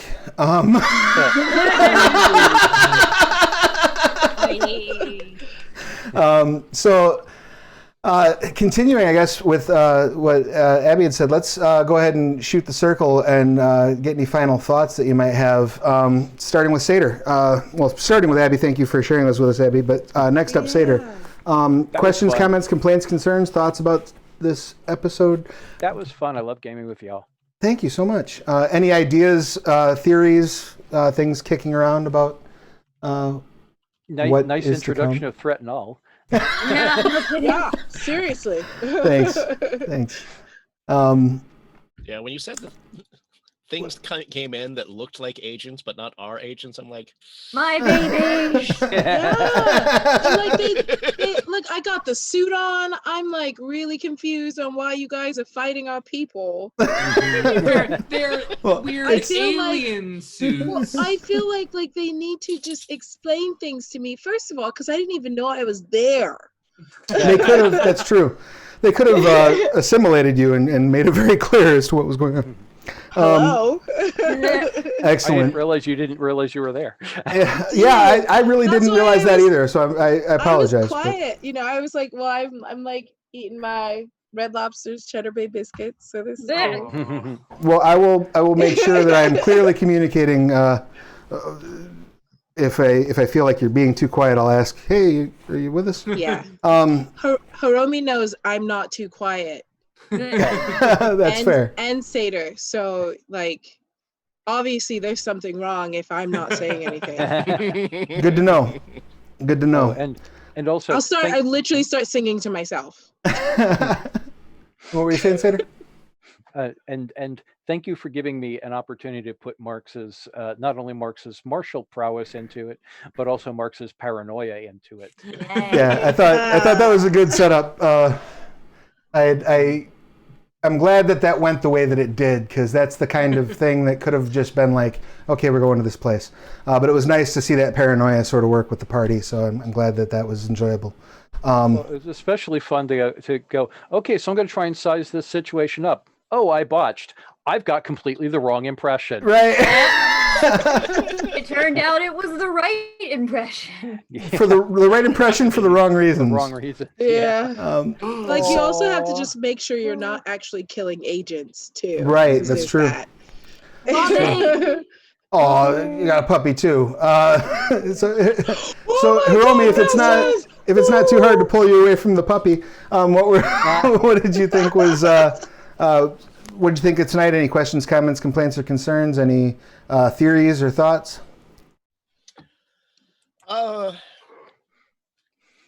It was fun seeing how a lot of the seeds that you've set have started to blossom a bit. That's a good word for it, blossom. Like the one thing that you gave us besides the ear from the first session was D, and then having Smith go, D, what? D, come on, D. Why all the shooting? Knives, D. I just want to talk and you stab me in the chest. Yeah, fortunately, I think you may have enough data that by next session you'll figure out how he pulled that trick off. But yeah, you were And I saying? also have like this super fun mental image of door pops open, everyone's focused on it. He goes just like, I'm just gonna One of these. and then these knives just fly right just by each ear. It's like, yeah. Yep, that tracks. Yes. Love it.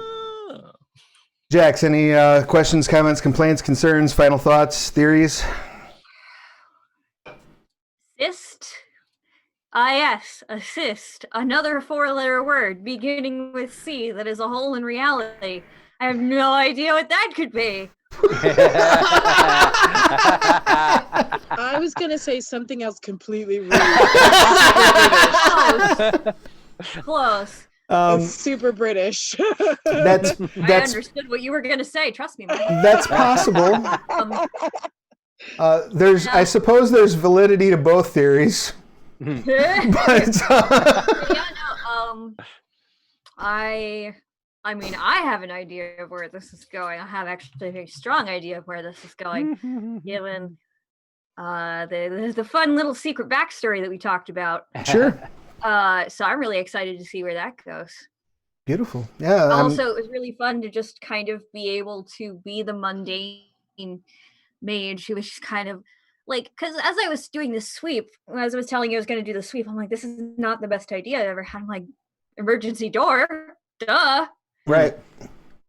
And then like just sort of being able to be like, yes, technocracy, practically solving problems. Everybody out. Yep. No, it was a good call. It was a smart call. And getting all the people, like the part of the problem that you would have, and the reason sometimes it's literally about like where are people at in the room. If you're in a room full of sleepers and you flash one side of the room with that thing, the other side sees you, and then all of a sudden their reality takes a hard left. So just little things about that sort of tactical movement, that was very, very cool. I like the way you stepped into that. That was very, very fun. I'd also, of course, always like to see what the chat has to say. Yeah. Chat's been especially on fire this session, so thank you all for being on fire. Buddy.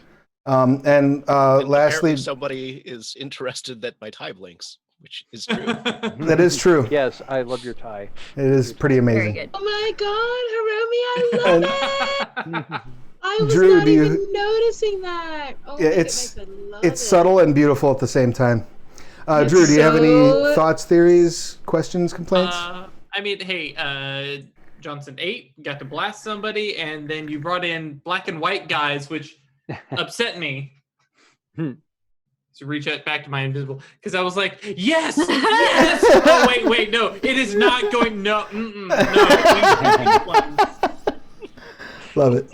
Oh my god. Also, I really love your background, Drew. That's really cool. Yes, I stole it from Star Citizen. That's pretty dope. Dang it, if everybody else has got a cool background, I'm gonna go get me a space one. Of course, from my evil spirits too, right? So like I'm sticking to my void engineer thing, yeah. Perfect. I really like that your cool t-shirts have become a thing for this character. I think that's really good.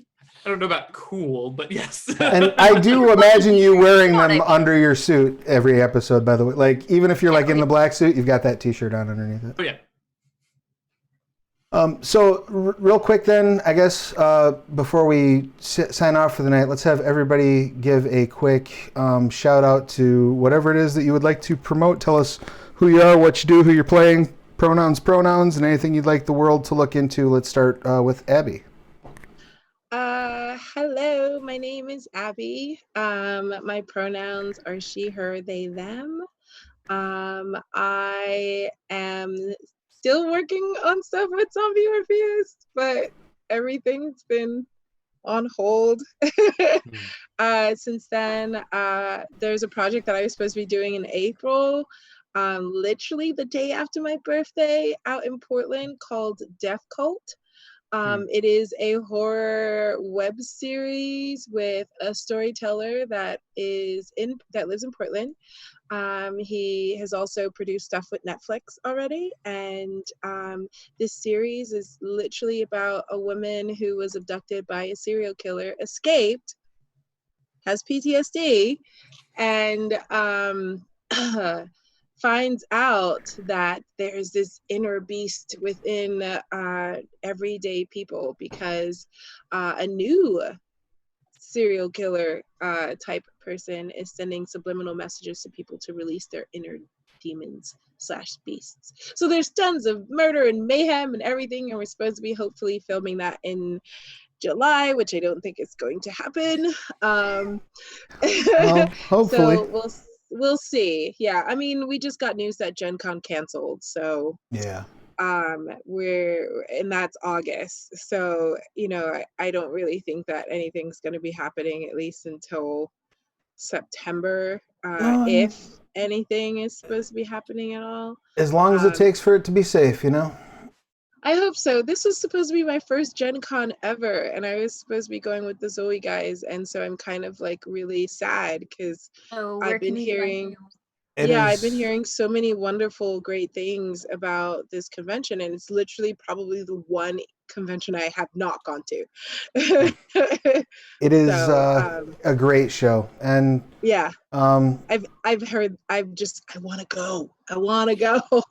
It is a major bummer that it got canceled. Don't get me wrong, but yeah. Also, especially sitting in the platform of the people who claim to be in charge of reason, the Technocracy themselves, it was the only reasonable choice.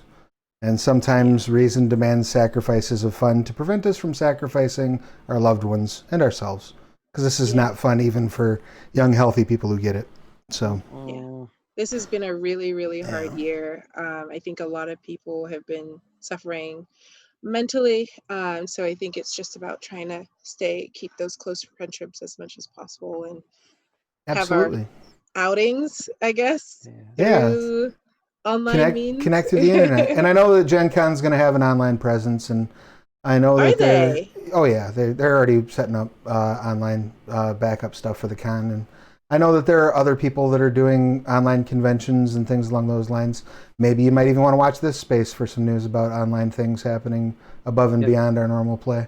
But that's going to be a. Sorry, go ahead. I was going to say that's all I can say. Otherwise, Rich Thomas will come from behind my green screen and flashy thing all of you. Just. Yeah. There's going to be an online mage convention. I don't off the top of my head remember what the dates are, but I think it's in June. Is that an NDA?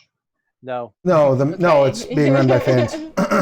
We've been talking about it on the Mage group. I just don't off the top of my head remember what the dates are. It's sometime in June, but if you head over to the Mage the Ascension Facebook group, what's that? I am in that group. Oh, it's in there somewhere. Yeah. But yeah, so that's pretty much what.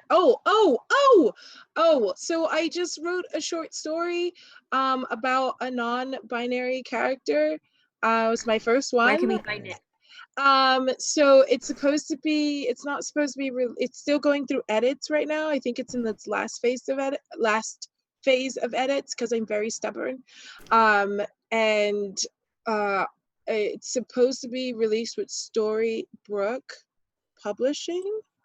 I want to say in August. Things, like I said, things have gone really crazy since everything happened. So I believe it's still supposed to be for August, and then I have another short story that's supposed to be released, I think, later on at the end of the year. But it's going to be a part of an anthology series, and I'll find out the exact name of it for next week. And Let us know. Get us links to keep an eye on. Definitely. Go ahead and put your social media handles in the chat as well if you're active in the chat, or put them in the group, and one of us will paste them into the chat so people can make sure to follow you. Seder, you got anything you want to share with the class, promote, and also give us all your important stuff? Nice. Made easy. When does that drop? That will be dropping sometime this week. I am inputting the final corrections today, and I'll be continuing to input them tomorrow because there were more than I would have liked. And I will be posting that to Storyteller's Vault tomorrow or the next day. I don't know if there's a delay in the time. Actually, Travis, you know, because you've done some Storyteller's Vault. Is there a waiting period? Or if you've never published before, I think they have to activate it. If you've never published on that account, so that might take a couple days. But yeah, I think it's a couple of days. I don't think it's long. It's been so long since I've never had to do it on a community content thing because I've had my publisher account. But so there's no. But yeah, so that's that. Not I'll sure. be turning that into the vault. Oh, sorry, go ahead. I was gonna say I'm not sure what the delay is, but I know there is some delay when you first put your first one up. Mm-hmm. Okay, cool. And yeah, I'll be putting that in. And also there is my Patreon, which has all kinds of stuff. I'm looking for the right screen to put that on. I do believe that Hiromi beat you to the punch on your Patreon there. Got your Patreon, your WordPress, thank you. Mage group, or sorry, your author group on Facebook, and then your Twitter handle. Thank you, Hiromi. Yeah, so definitely check out Seder's Patreon. There's a ton of stuff on there. Thank you. It's really best bang for your buck on Patreon, no doubt. And speaking of Hiromi, give us all your pertinence and where we can find your stuff. We are. Before we get into you, Hiromi, I'm sorry. Seder, tell us who you are and what you're playing. And your pronouns, please. Hi, Sadaros Filbrucato, a.k.a. Seder, a.k.a. that damn mage guy. And pronouns he, him, sometimes they, them. I also write under the name Cedar Blake, which hence the gender-neutral pronouns. And I am playing Marks, who is a syndicate enforcer with a number of secrets that may or may not be revealed over the course of the game. Yeah, so far we're learning a little bit about our paranoia. I have a feeling that all will be laid bare before the end of this game, because why bring a gun on stage if we're not going to fire it? I apologize, Hiromi. I'm a hot mess tonight, so now it is your turn. No worries. I'm Hiromi Kota. I play Agent Toshiko Higa. Agent Higa is she, her. I am they, them. This is Nasus. Hello, Nasus. Nasus! You shut your good boy. I have teased and plugged a few times a short story called Be Fae Do Crimes that is coming out, and it is out now. So it's part of a anthology. The Trinity Anthology series is written with 3 male authors, 3 female, and 3 non-binary authors. So each month has a whole bunch of fun content there. Cool. Rock and roll. Make sure you pop that link in the chat as well. Jax, anything you want to share with the universe? Yes, that's me. I'm Jax. You can find me pretty much anywhere on the internet as Rufflejax. That's my Instagram, my Twitter, my Pinterest. My Patreon has a long and complicated French name, but that's okay because my Twitter links to it. So if you find me on Twitter or on Itch.io, both as Rufflejax, that's RUFFLEJAX, you can find most of my stuff. I'm also on DriveThruRPG as Jacqueline Brick. Beautiful. And both Jax and Travis have Patreons, and there's lots of cool stuff on both. Yes, thank you very much. Yeah. I need to check out your Patreon, Jax. I haven't looked at it yet. Yes, you do. I do. I'm a terrible human being. I'm sorry. No, Don't put words in my mouth. Speaking of terrible human beings, Drew. Hey, I mean, according. Oh my god! Oh, I mean, it's super appropriate considering what I did to my players on Friday. Which, by the way, hey, I storytell the Occultist Anonymous, the Rookery Chronicle for Mage the Awakening, the other mage, which we do Friday nights right here on this stream. If you're watching it now, you can watch it on Friday, like 4 hours ago. Math at 7 p.m. EST. You can come join us. We just restarted up our campaign. Last Friday was episode 100. That's on YouTube right now. So youtube.com/occultistanonymous. And you can go watch that and get caught up. And the last part of it will be on Friday. So you can watch that before the actual live stream and you'll be all caught up. See, it's really quick. You just got to watch 3 hours of video and it's not even the full 3 hours. Anyways, so yes, you can find me on youtube.com/occultistanonymous, Twitter at Lonrem, LONREM, or at Occultist Anonymous. But I mean, don't bother with that. Use Discord because Discord is better, and that is yeetinto.space. It is really best URL on the internet. Yes. I will mention it once again. Somebody randomly found our Discord because they were putting random things into URLs, and during my WoW raid was suddenly in my Discord. Because it's that easy. It's yeetinto.space. You can come hang out, talk about Mage the Awakening. We do have some people who talk about Mage the Ascension. I've been talking about it more a little bit because I've actually played it now. So this is your first Mage the Ascension campaign, right? Yep. So yeah, enjoying it so far? First World of Darkness at all, and difficulty numbers are dumb, but I'm getting over the hang of it. Having been like 8s, 9s, and 10s, and that's all I ever care about. And I'm like, okay, hang on. Spider goes up here, and now I have to do. It's almost as if you can see multiple iterations of design if you follow it. Right. If you follow it. Yes. I'm. This is my first WoD game, but my uncle introduced me to Vampire the Masquerade way back when that movie Underworld came out. Oh, okay. Gotcha. When I found out that not only did he play Vampire the Masquerade, but he LARPed.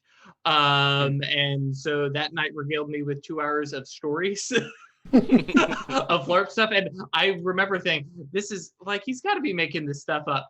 No. No. Was your uncle the guy in the trench coat with the katana? Actually, to be fair, he did mention playing an Assamite, and at one point got some real martial arts going in an actual, like, he prepped it with the other guy, and it was a big duel, and they actually did some. That's like, not a no. No, yeah, like that is a very elaborate way of saying yes. But yeah, apparently they put on a mock spar fight for Princedom or something like that. I'm like, that's got to be fake. Oh no. The more I get into this world, 20 whatever years later, I'm like, wow, Uncle David was a little bit of a nut, but it's all real. It's all real. Wait, hold up. What's your Uncle David's last name? Loophole. Okay, not the David that I know, who also plays a lot of Vampire and has been for the last 20 years. Oh no, he's been done for a while now. But it is a small world, but not that small at the moment. Yeah, that's really tiny. And, look, Vampire world is very no, small. it is very small. Yeah, absolutely.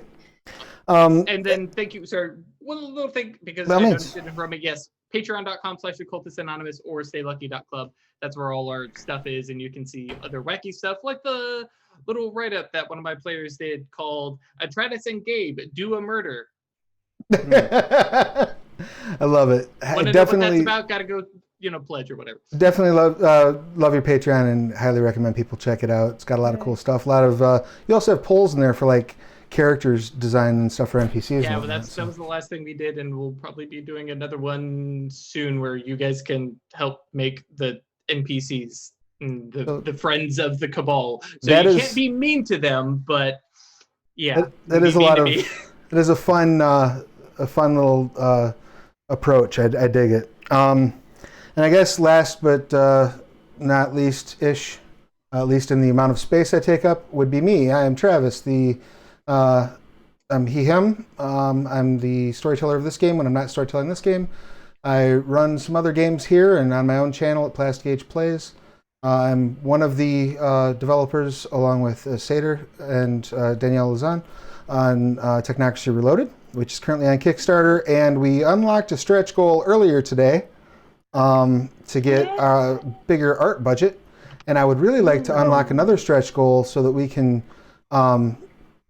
do the jump start, and it looks like we might be almost there. So yeah, head over there and back it. I think we're a little under 2K shy of hitting that stretch goal. So please head over there, back it if you haven't done so. Tell your friends about it. Add on a storyteller screen if you haven't yet. What is the jump start exactly? So the jump start's like a pre-built adventure, and then I think there's other things that will be added onto it that haven't been unlocked as stretch goals yet, I think. Cool. So yeah, the one that we're currently raising for is to give like a pre-built scenario that's ready to drop into your game so you can jump right into the Technocracy. And also, speaking of scenarios, we did unlock the stretch goal that will let us put some scenarios into the Player's Companion as well. We're going to have a couple different stories. I know people have been asking about like what's going on with Threatenol, what's going on with this, what's going on with that. So try to have a couple stories in there to let you answer those questions in your game. And then, I'm also the Scarred Lands line developer, and I'm contractually obligated to mention that literally everywhere I go. It gets real awkward at the doctor's office and the store, but I love Scarred Lands, and I highly recommend you go play it right now today. There's a number of virtual tabletop things that we've just adventures that we've just uploaded for Scarred Lands within the last month or so. There's 2 books coming out, Vigil Watch and Yugman's Guide to Gelspad are coming out in a rotating bi-monthly fashion. So every month you're getting new Scarred Lands content. Come on in, the water's fine if you like, taking your Greek mythology, wrapping it up in Heavy Metal magazine, and then slamming it shut in a player's handbook. That's Scarred Lands. So come check it out. Where can we find you on the internet, Travis? I'm at Travis Legge everywhere, Legge. Twitter, Facebook, Instagram, Patreon, all those places. And thank you all for sitting so patiently through our rambliness tonight. I've been a little rambly, but I feel like the game got to some good stuff. It was a lot of fun beats. I really enjoyed playing. I apologize if I feel like I was a little bit slow on the uptake tonight. Just a long week. But I had a lot of fun, and I hope you all had a lot of fun, and I hope you watching at home had a lot of fun. And I look forward to spending more time with you next week as we start to find out what's on Agent Smith's cell phone. Why is he wearing snake people? Who were those things that turned into puddles? What's Marx's secret backstory? What's Agent Green's secret backstory? I have a secret backstory. What's Agent Johnson's secret backstory? What's Dr. Higa's secret backstory? The only mystery for Agent Johnson is what will he eat next week? I'm very excited to find that out. All of it. If Agent Higa's secret backstory shows up, we're all fucked. Beyond where we're at now. Cool. All right. Well, Good thank thing you all. I don't have a secret backstory because we'd be super fucked. I know it would be terrible. On that note, Ian, if you could find us someone super awesome and deserving to raid, please do so. And we will see you all this time next week. Wash your hands. Be good. Thank you, everyone. Bye. Thank you, Travis.